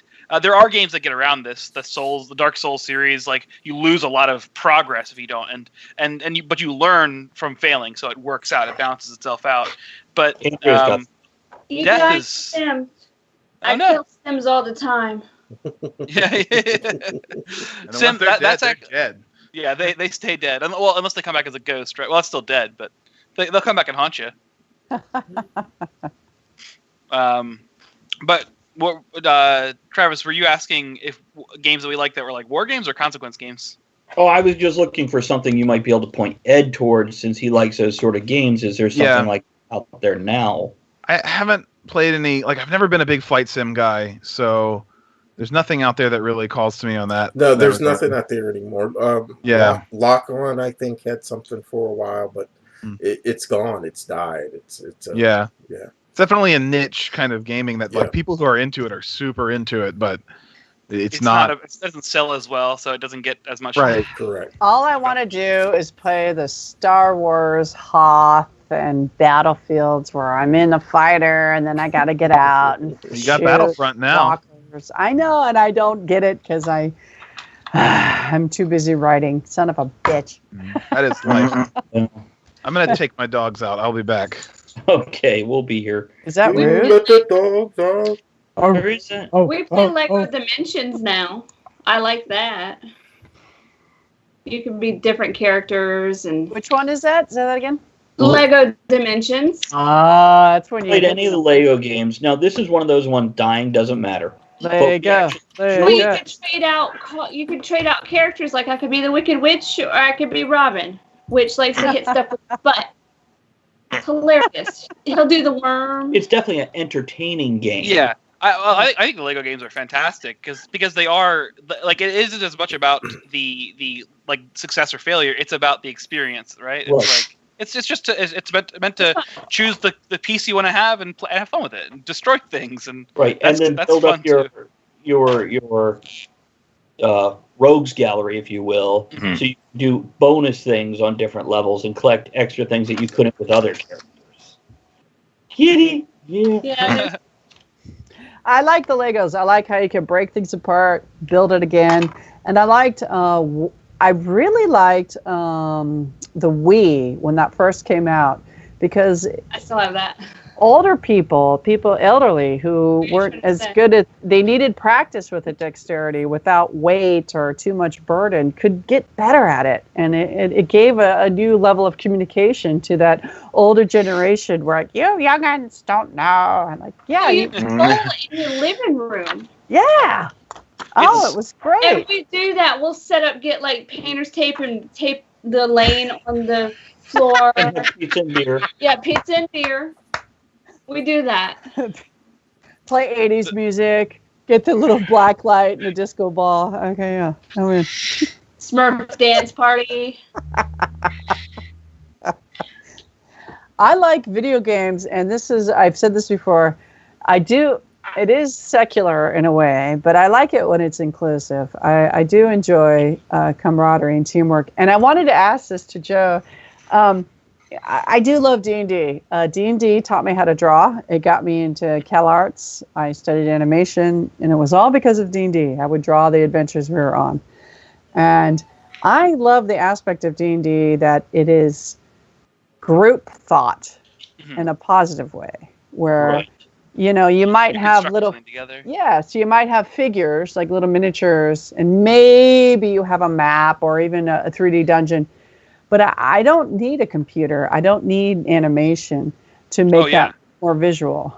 And I mean, Go ahead. respond, please. Go ahead. oh sure. I mean, absolutely. I love theater of the mind games. I play D&D just about as much as I play video games. Right. I do Including actually televising it or in- streaming. I do actually use a computer for a lot of my D&D because I play with people online, so we get a little virtual tabletop. It's literally a virtual table in a virtual room, By the way, and we can Elizabeth, roll dice. Elizabeth, What's that? we have done whole tabletop role playing on Skype with people. Yeah. All over the place. This is something, if you want to play, we can set up an online game and schedule a night every week or every other week or once a month and run a whole campaign on Because Skype. we'll do it with D&D or Star Wars or Tefra, or we've done that with other things.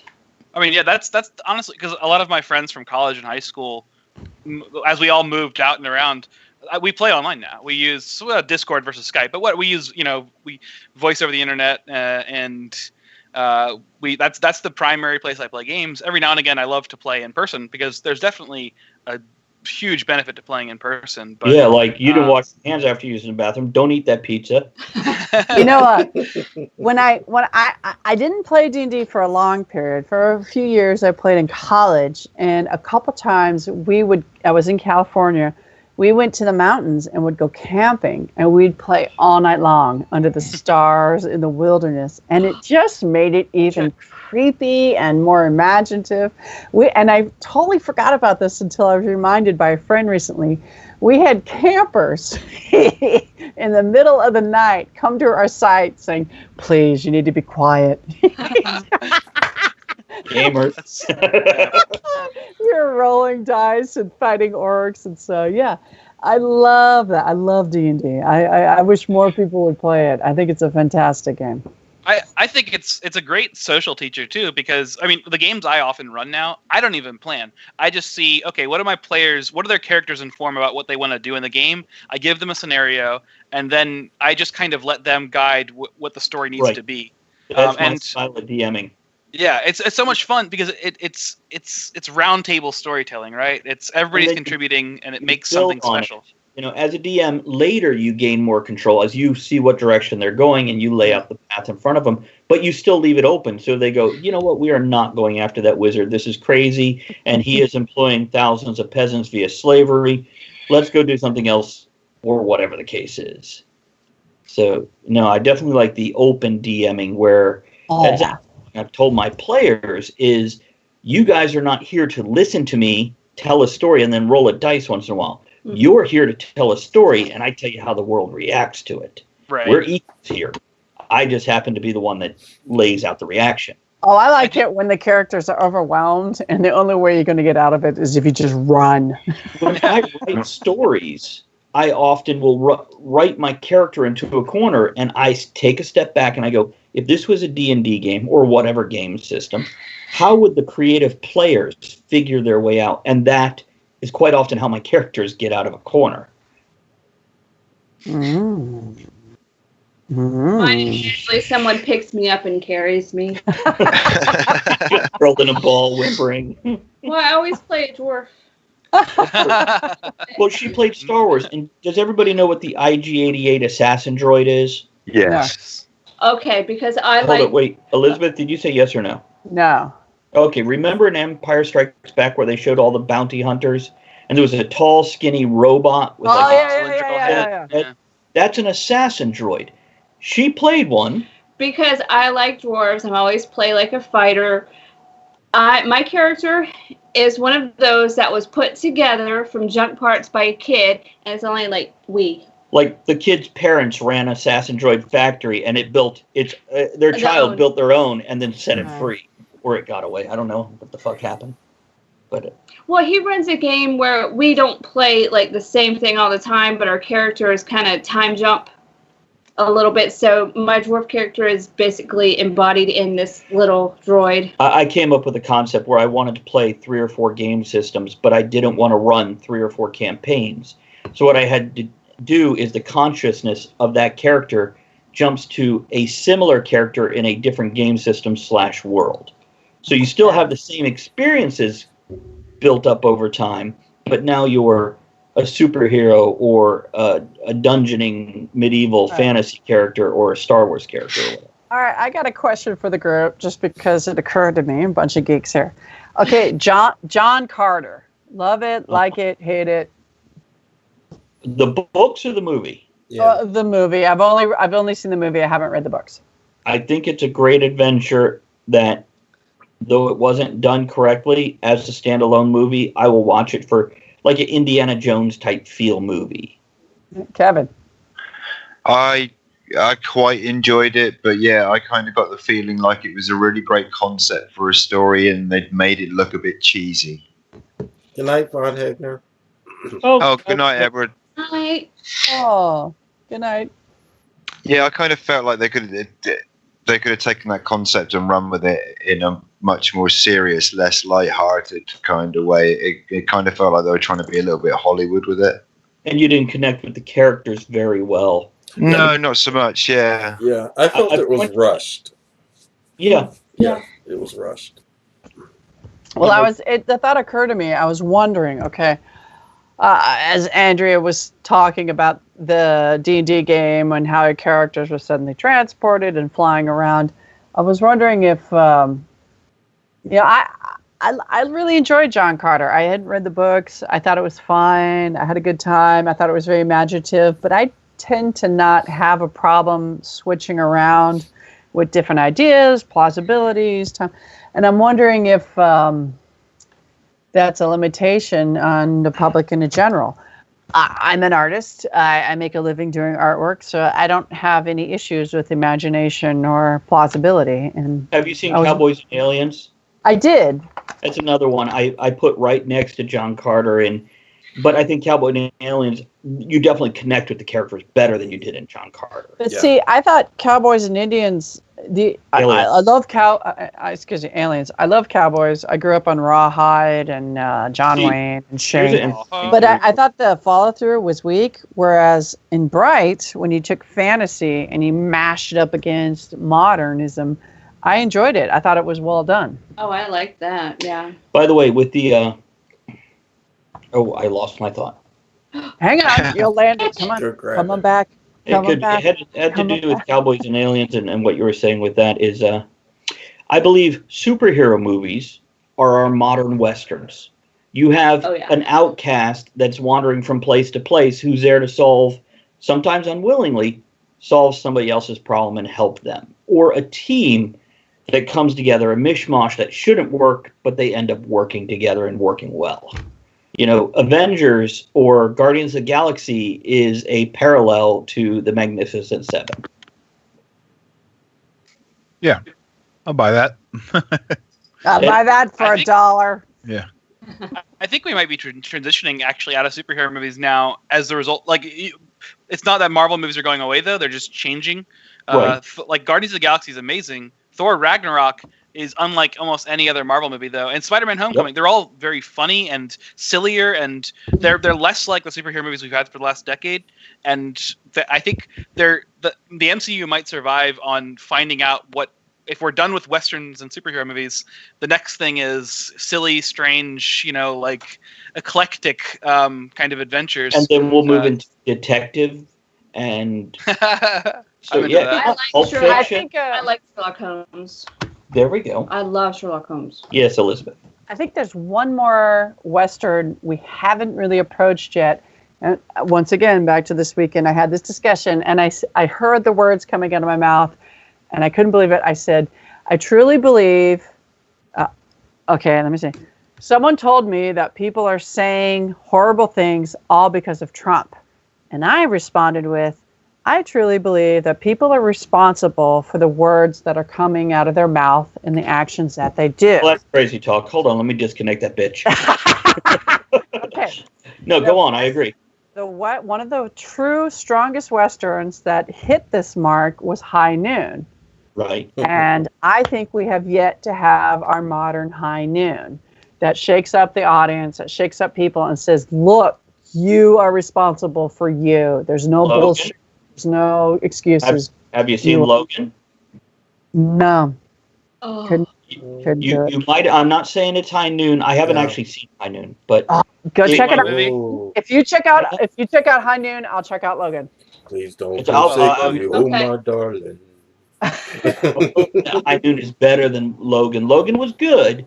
I'll make them watch it. It's okay. But I do like old westerns. No, it won't be any force. I love westerns In the 80s and 90s, I feel like Westerns got too heavy with Tombstone and even Dances with Wolves. As much as they're great movies, I feel... It's not the same. Yeah, I don't feel like you connected quite as well. Now, by the way, with geeking out on Tombstone, I borrowed it from Ed, rewatched it, and I went, why do people love this damn movie so much? I don't get it. And then I realized it's the brotherhood. It's the fact knowing Nick will be there for me to take care of my shit if I'm killed, that there will always be somebody there to hold you up and support you, and they're not blood related. They're not your lover. They're your brothers. And it's a very military mindset that I haven't experienced that actually Talk at the Tavern has kind of done for me in that brotherhood feel. Do you think? I didn't know I was going to have to avenge anyone. Oh, Yeah, fucking pressure, dude. See? yeah, I see.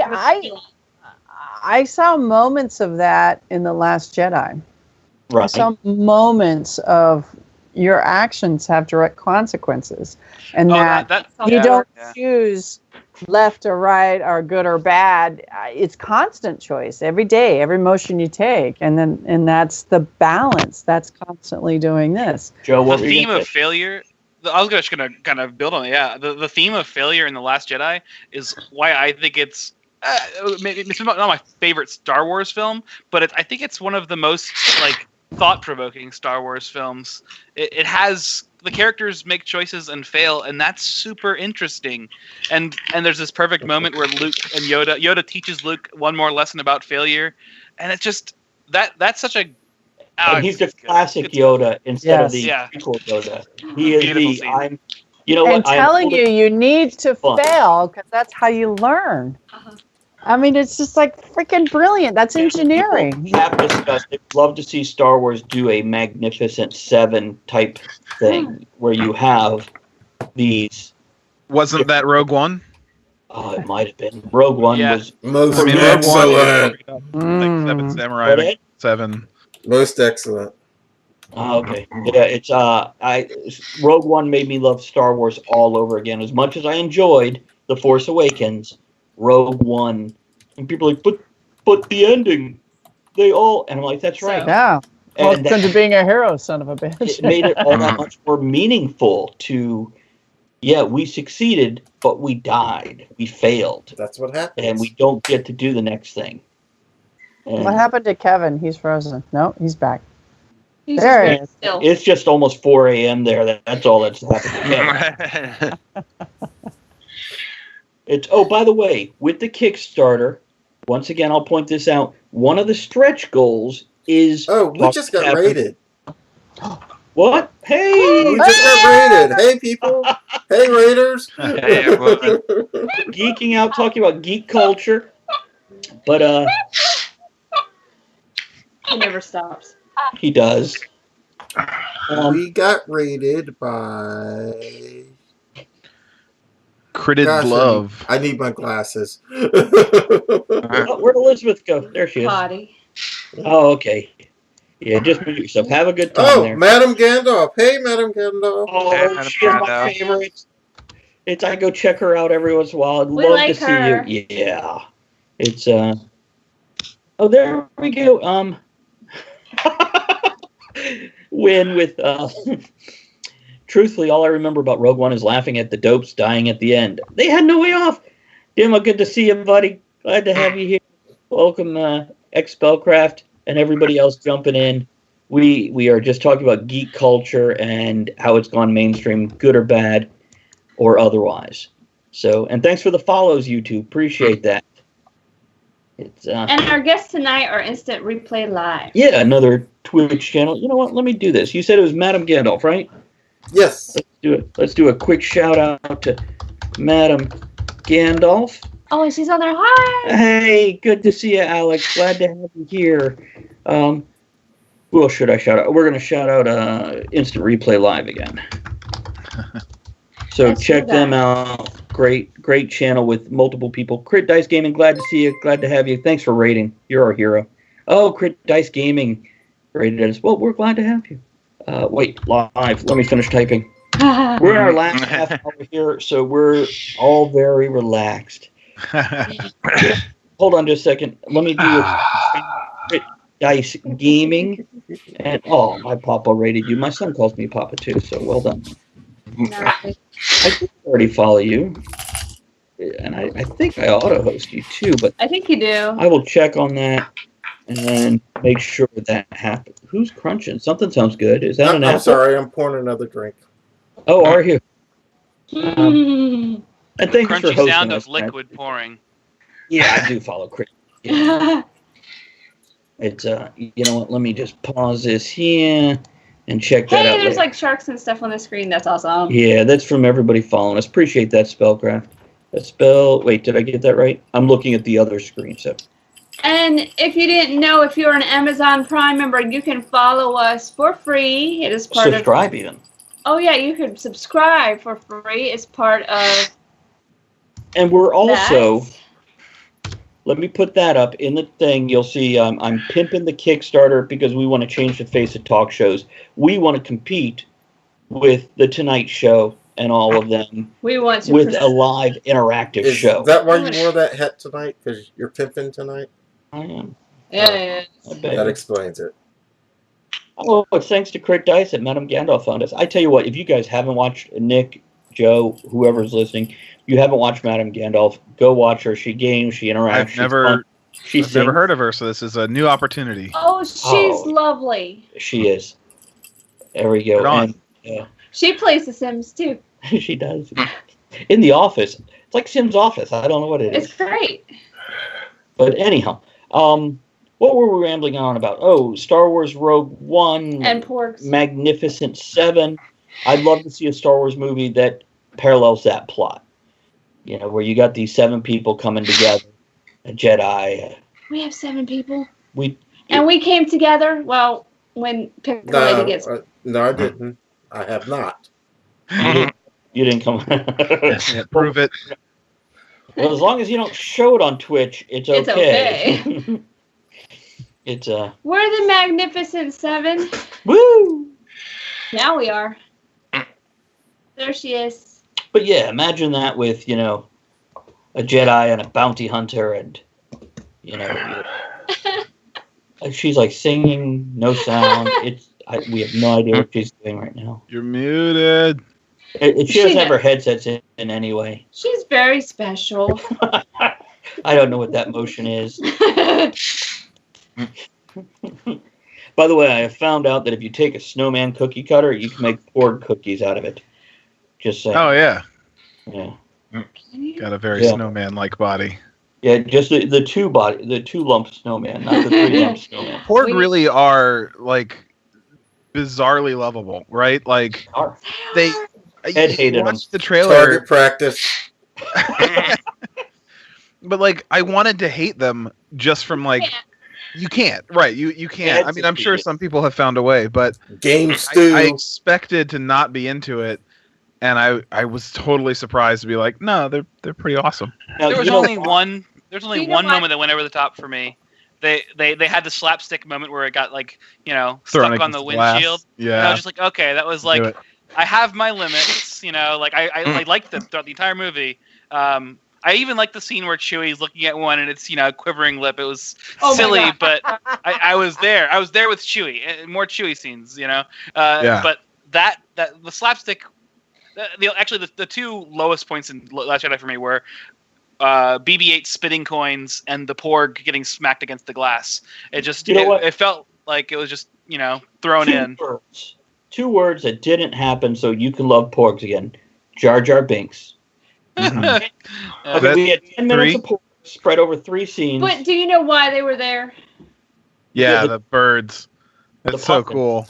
But okay, wait a minute. What? To CGI them to porgs, they could have just as easily CGI'd them out. That's bullshit. They were there to sell porgs to kids. That's why they were there. I think puppets are the inspiration for the kids.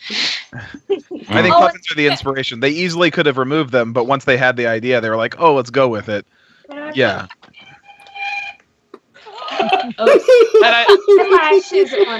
I mean, and Porg aren't. Hold on, let him quiet down so we don't annoy you too much. I put eyelashes on them because it makes them cuter. See the eyelashes? No, It does. Yeah, it's a Love it. business. They have to sell as many toys as they can. Yeah. Dolls and costumes and Well, that's all Star Wars really is. Yeah. It's a the big gambling scene, the whole writing the things, and that was such a waste of time. I can't even. I am an adult and I could buy toys if I I can want. go with that. But it's no pod race, so whew. Yeah. Hey, what's wrong with a little NASCAR in a Star Wars movie? Nothing if it's a little, but 45 Make a fucking giant minutes. worm try to eat Now you. this is pod racing. If they could just take Jake Lloyd out of that whole race, it'd be an entertaining thing with the different aliens. I was so surprised. I'm sorry, I left the room. I don't know where this conversation was, but let me interject. Well, we were rated on Twitch by a great. Yeah, we got group of rated. people. Obstinate. Obtruse. I thought I loved it. I was surprised. I love the simplicity of design, the power of it visually.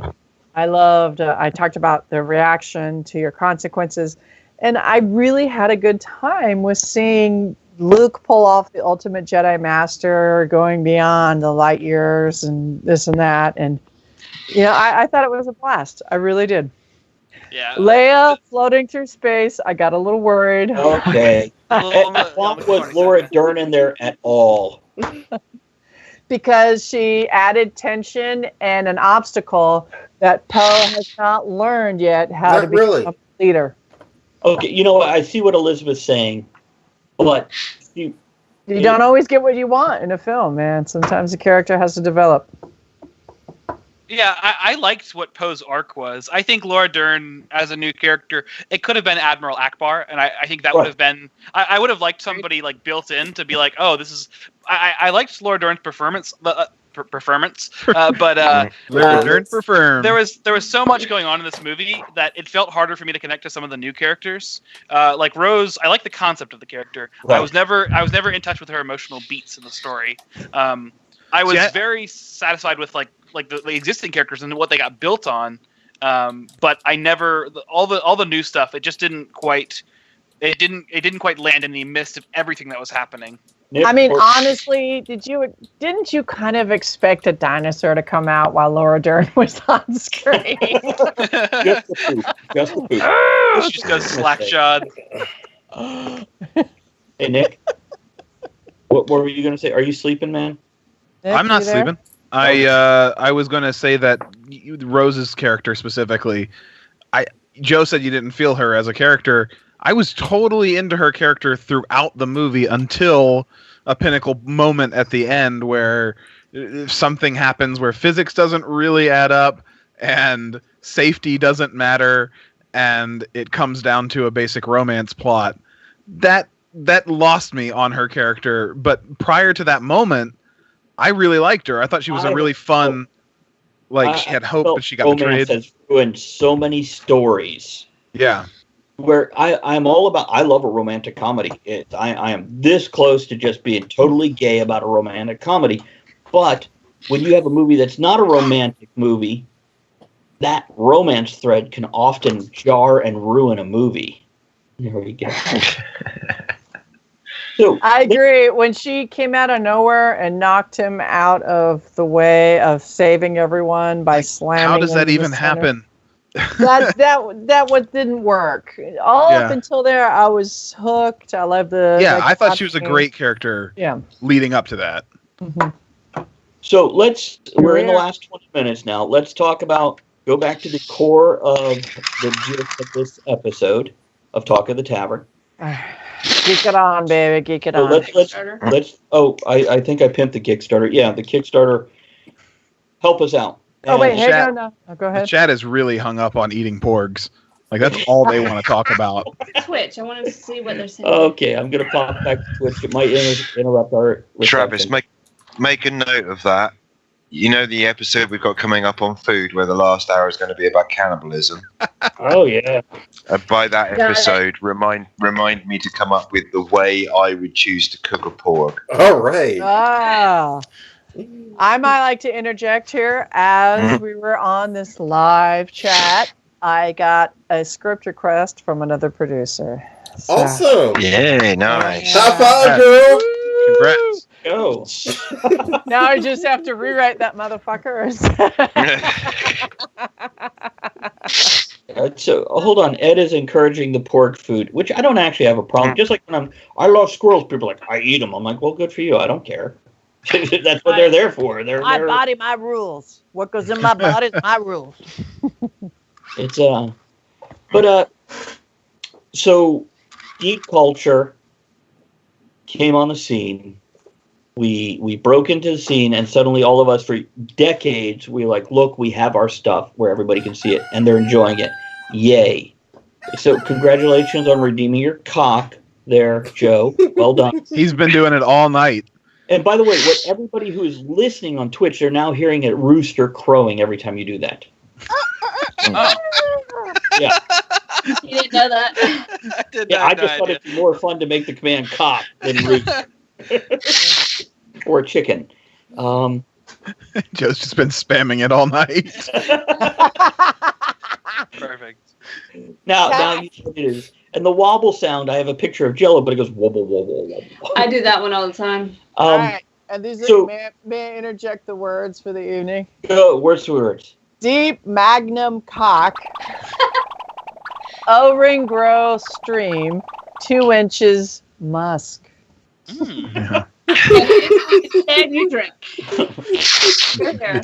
I'll drink to that. All right. So, bottom line, once again to review or add new stuff, is it a good thing that we're mainstream and everybody's jumping on the bandwagon and enjoying it? Or are they invading our territory? What the hell is wrong with these people? They don't deserve to be here. Kevin? Deep magnum cock. I still think it's a good thing. Yeah, I think the whole they're treading on our thing is going to be an obvious reaction from a community that were originally isolated in a way from mainstream society. But I think it's a good thing because I think it brings new ideas in from outside. It forces people who make games to think of new and interesting ways. Hopefully, some of them not always good, but at least it's encouraging a creative process rather than just a sort of repetitive copying of everything as it was before. Which, when it comes to games, we very much covered.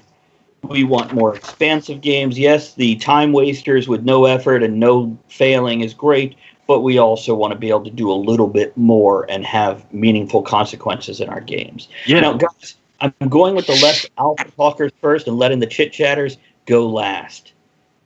Nick, do you have something to add to this? What do you think about the whole? Wrap up your thoughts here. Nope. Nope, you're not contributing, or nope? No, I don't have. I feel like you've summed up nicely where we are. I do think that it's a good thing that gaming, that geek culture has gone more mainstream. I think inclusion is always going to be better, and we're all going to be more accepted as a result. We're all going to have more fun together, and I get to meet people who don't look like geeks but can act like geeks and have a good time, and that's great. And as for gaming, we're echoing what I said. Yes, I want more other stuff, but the simple stuff can stay too. So Everything Ed, just gets bigger and better. Let me throw this at you, Ed. Mhm. Back in the 80s, 90s, you had your tough guys, your jocks, who were the bullies. Mhm. Now we actually have geeks being the bullies. Speak on that for a second. Rant on that if you want. I really can't speak on the geeks being the bullies. Because I don't know that they're true geeks, the ones that are being the bullies. I think us, the true geeks, we're accepting of everybody and everything, but the ones being the bullies aren't really the true geeks. There's a new I love that thought. What, Nick? I don't know that I agree because I think I've been the geek who's a bully at times. Oh, jerk. And it's different, it depends on the scenario, but I think in a lot of geek groups there is I'm very pro inclusion, I'm very pro acceptance for people, so I'm not someone who outwardly tries to box people out, but I think naturally it can happen sometimes in groups. If you've got a crew of people who behave a certain way and they've learned how to interact with each other, you develop a certain rapport. And then when someone new comes into that, it kind of just fucks everybody's shit up, right? Like, you don't. Here's what I will ask, though. Okay, were you pushing out a true geek, or were you pushing out A pretender. A hoser. pretender. We have pushed out both, and again, not Okay. intentionally. This isn't like a forward Well, thought shame on you. process where I'm trying to be a bully, but I have definitely contributed to making people not feel welcome in my groups just by nature of, hey, it's awkward now that you're different than the way we handle things. And I Especially think, stupid people. yeah. Well, no, geeks of all kinds, it doesn't matter, or non-geeks, when they come in, it can be a problem because the dynamic is thrown.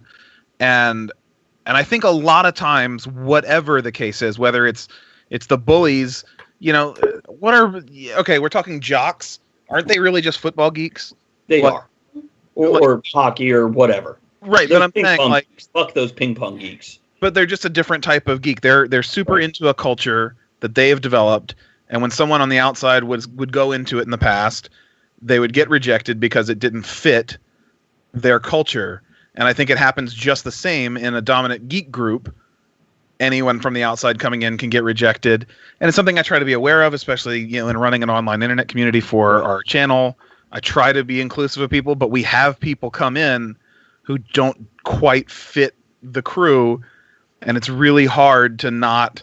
But they don't put the Subconsciously crew put them. socially, not like if it was like some people don't. When some people come into a social environment and they don't know how to interact with people, and then it can be a little bit stifling. It doesn't mean that they're not genuinely interested in the things we're interested in. We're not Right, bullying I'm not someone saying they're because of their not. interests.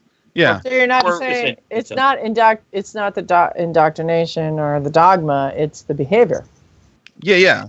In general, I think it yeah. goes for all groups are going to have behavioral norms, and then there's going to be outsiders who don't fit with that. And know-it-alls dominating by saying "I know more than you" is never welcome. I mean, I think geeks have a tendency to be a little pretentious sometimes too. Yeah. I get that Agreed. way. It's What like, are you talking about? Shut up. when it comes to console wars, right? Some people, I mean, it's less so now, but it used to be people would be very defensive of whatever console they played on, or Say it's PC less so Master Race. now.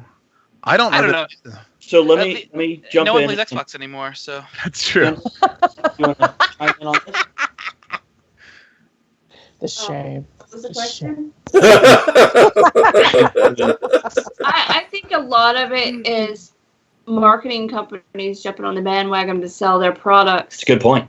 And, well, I buy some of them because I'm an adult and I can, but it's going to go away and it'll be back the way it was, where the original geeks will be doing their thing and the followers will move on to the next big thing. Shall we do this real quick too, since you're holding it up? This is something that I received today as a prize, and Isn't that all? Doc Ock there, steampunk octopus, and I wanted to thank Steph, the artist Piper Steph, for that there. So, I thought that was like her name, like Dwayne the Rock Johnson, Steph the Artist Piper. It is. Oh, it is. Oh, okay. the Okay. artist, formerly known as Steph the Artist. so Joe or Elizabeth, you guys have been most passionate about this topic. Who wants to go first? Elizabeth, you can go first. What was the question? Basically, just the subculture of geekdom becoming a superculture and inclusive with other people. Are they pissing on our territory and should go the fuck away, or are they welcome? Thank God they finally figured out what we enjoy. Okay, here we go. Everybody, And keep it to a couple minutes so Joe gets to talk. shut to up, sit down, buckle up, and hang on. Here we go. All right. Okay, I studied Zen, martial Aikido for early on in my 20s, and this is my theory. I believe that the universe is like a social stream of consciousness. I like the idea of Tibetan monks when they say even your thoughts can pollute the world, and so discipline is a must. I believe that creating adds a positivity to the world, even if you're making horror movies or whatever.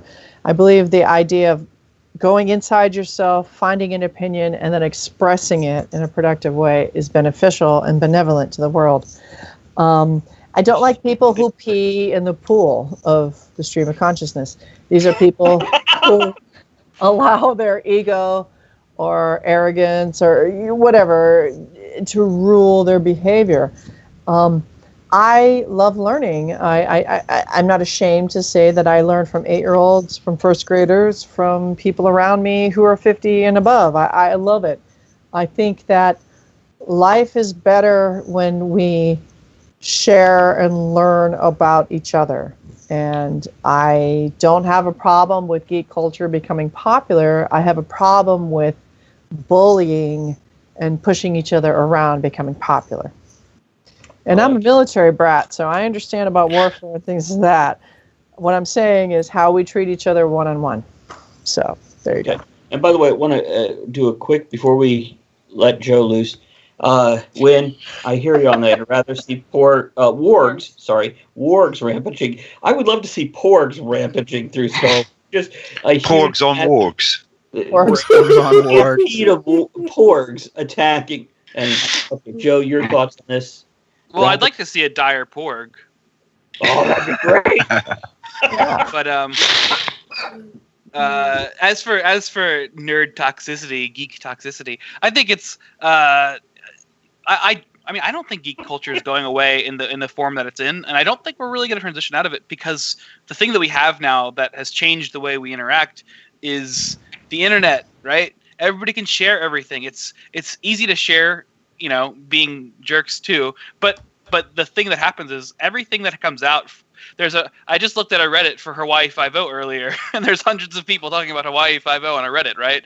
If there's something that to be passionate about, it's so much easier to find people to be passionate about with it.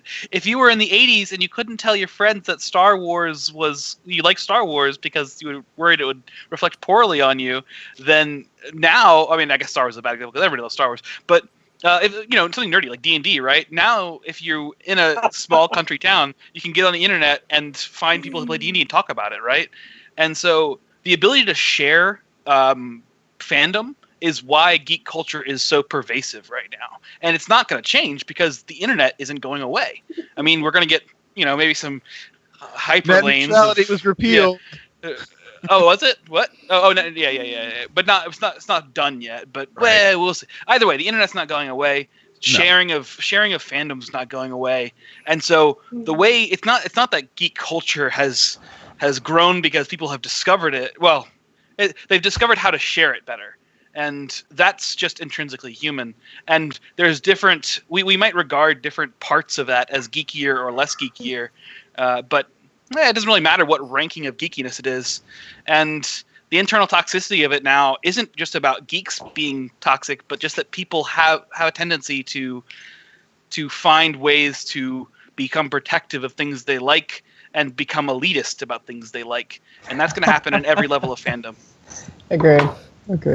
Very good. Yes, Ed. I can't help it, but when he was like, if you were in the 80s and Star Wars was around, I heard, hey guys, you remember that old movie with the walker thingies?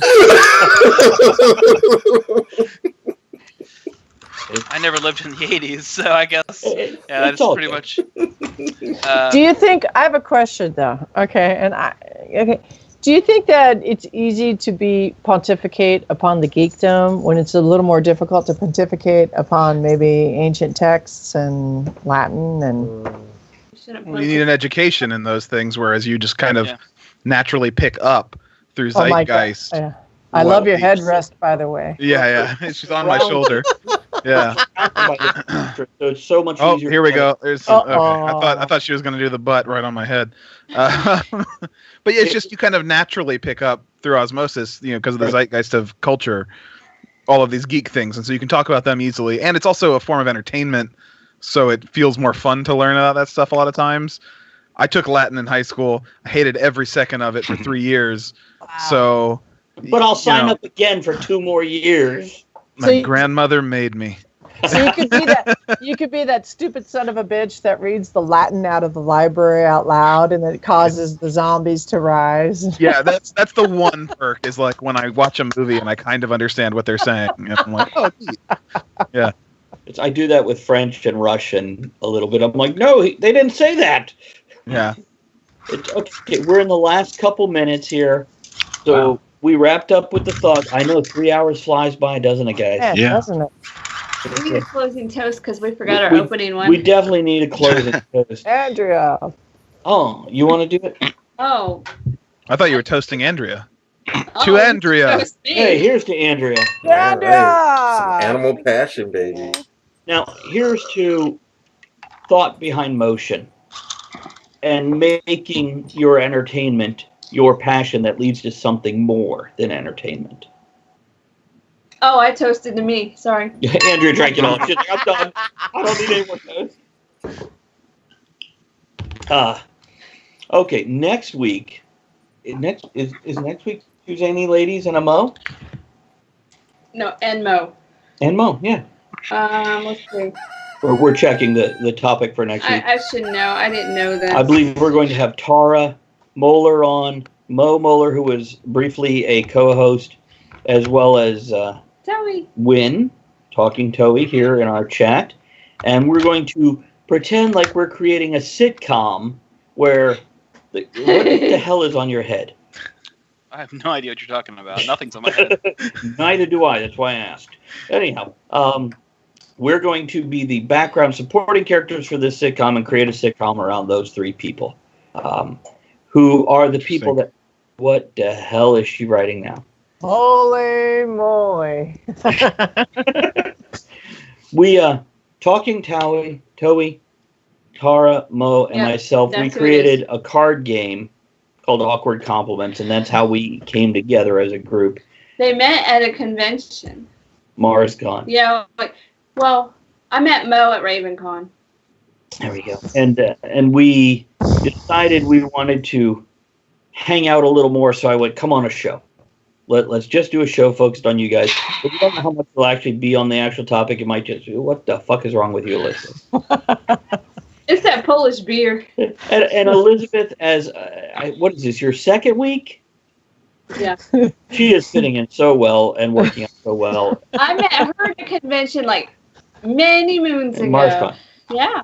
And we want to thank Kevin for fingers. And we want to thank Joe and Nick. God, thank you. It's for you, Kevin. For you. Awesome show. Thanks for having us. Oh, no. Anytime. It's been a real pleasure. You added quite a bit to this. I was really doubtful that you would be any addition. I thought you'd suck to it. And Nick will be on the We're Generation. waiting for the video. Go check out their YouTube channel. Watch past episodes. Look for me on at least 2 of them. Instant replay live. Instant replay live. Yeah. And like I said, with the Kickstarter, support us, help us, A, improve our equipment so we don't have these issues that we dealt with tonight. B, let's move beyond that. Let's go into the great unknown. Let's compete with The Daily Show and James Corbin. And have them on our show. And let's have our active audience be inclusive with tons of people, where we get people like Jim Gaffigan, Sean Gunn, James Gunn, and all these folks to come on the show for 3 hours and relax and chill. And what are you laughing about, Nick? Big Just dream? the escalation of guns and your hope. As we'll start with Sean Gunn, and if we get real big, well, we're going to meet Sean Gunn next month. Yeah, I know. Yeah. And by the way, we like him as himself. We're not just he's not just a step. We like No, he's Kirk from Gilmore Girls. I always call it Golden Girls. Okay,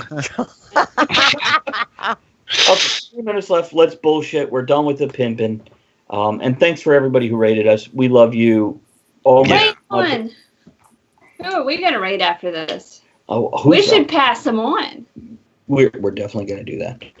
Let me see who's on. Madam Gandalf, are you broadcasting? Because we totally send everything to you. Instant replay live is not. Lady Orange is on, and she's only got 10 viewers. Oh, so we'll go to that. Ed, I'm going to pass that over to you. Where do you want me to send her name?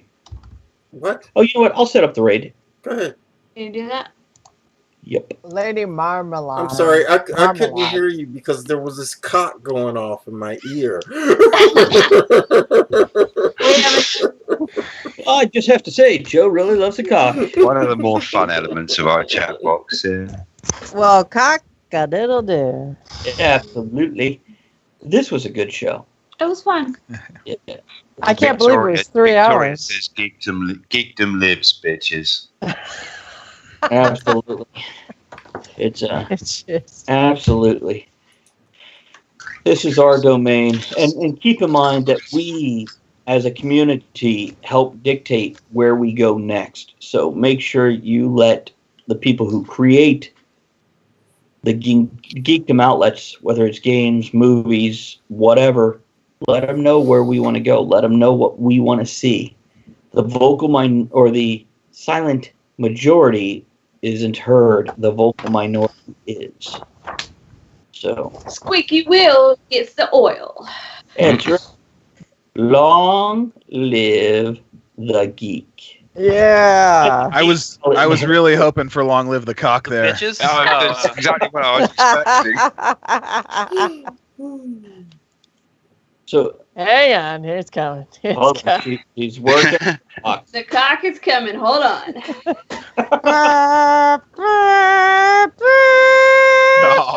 Hi. What's going on in the middle? I will I don't know what wait. you're She, Painful. she was hungry. Ian, thank you. Hey, Elizabeth, what sound does it make?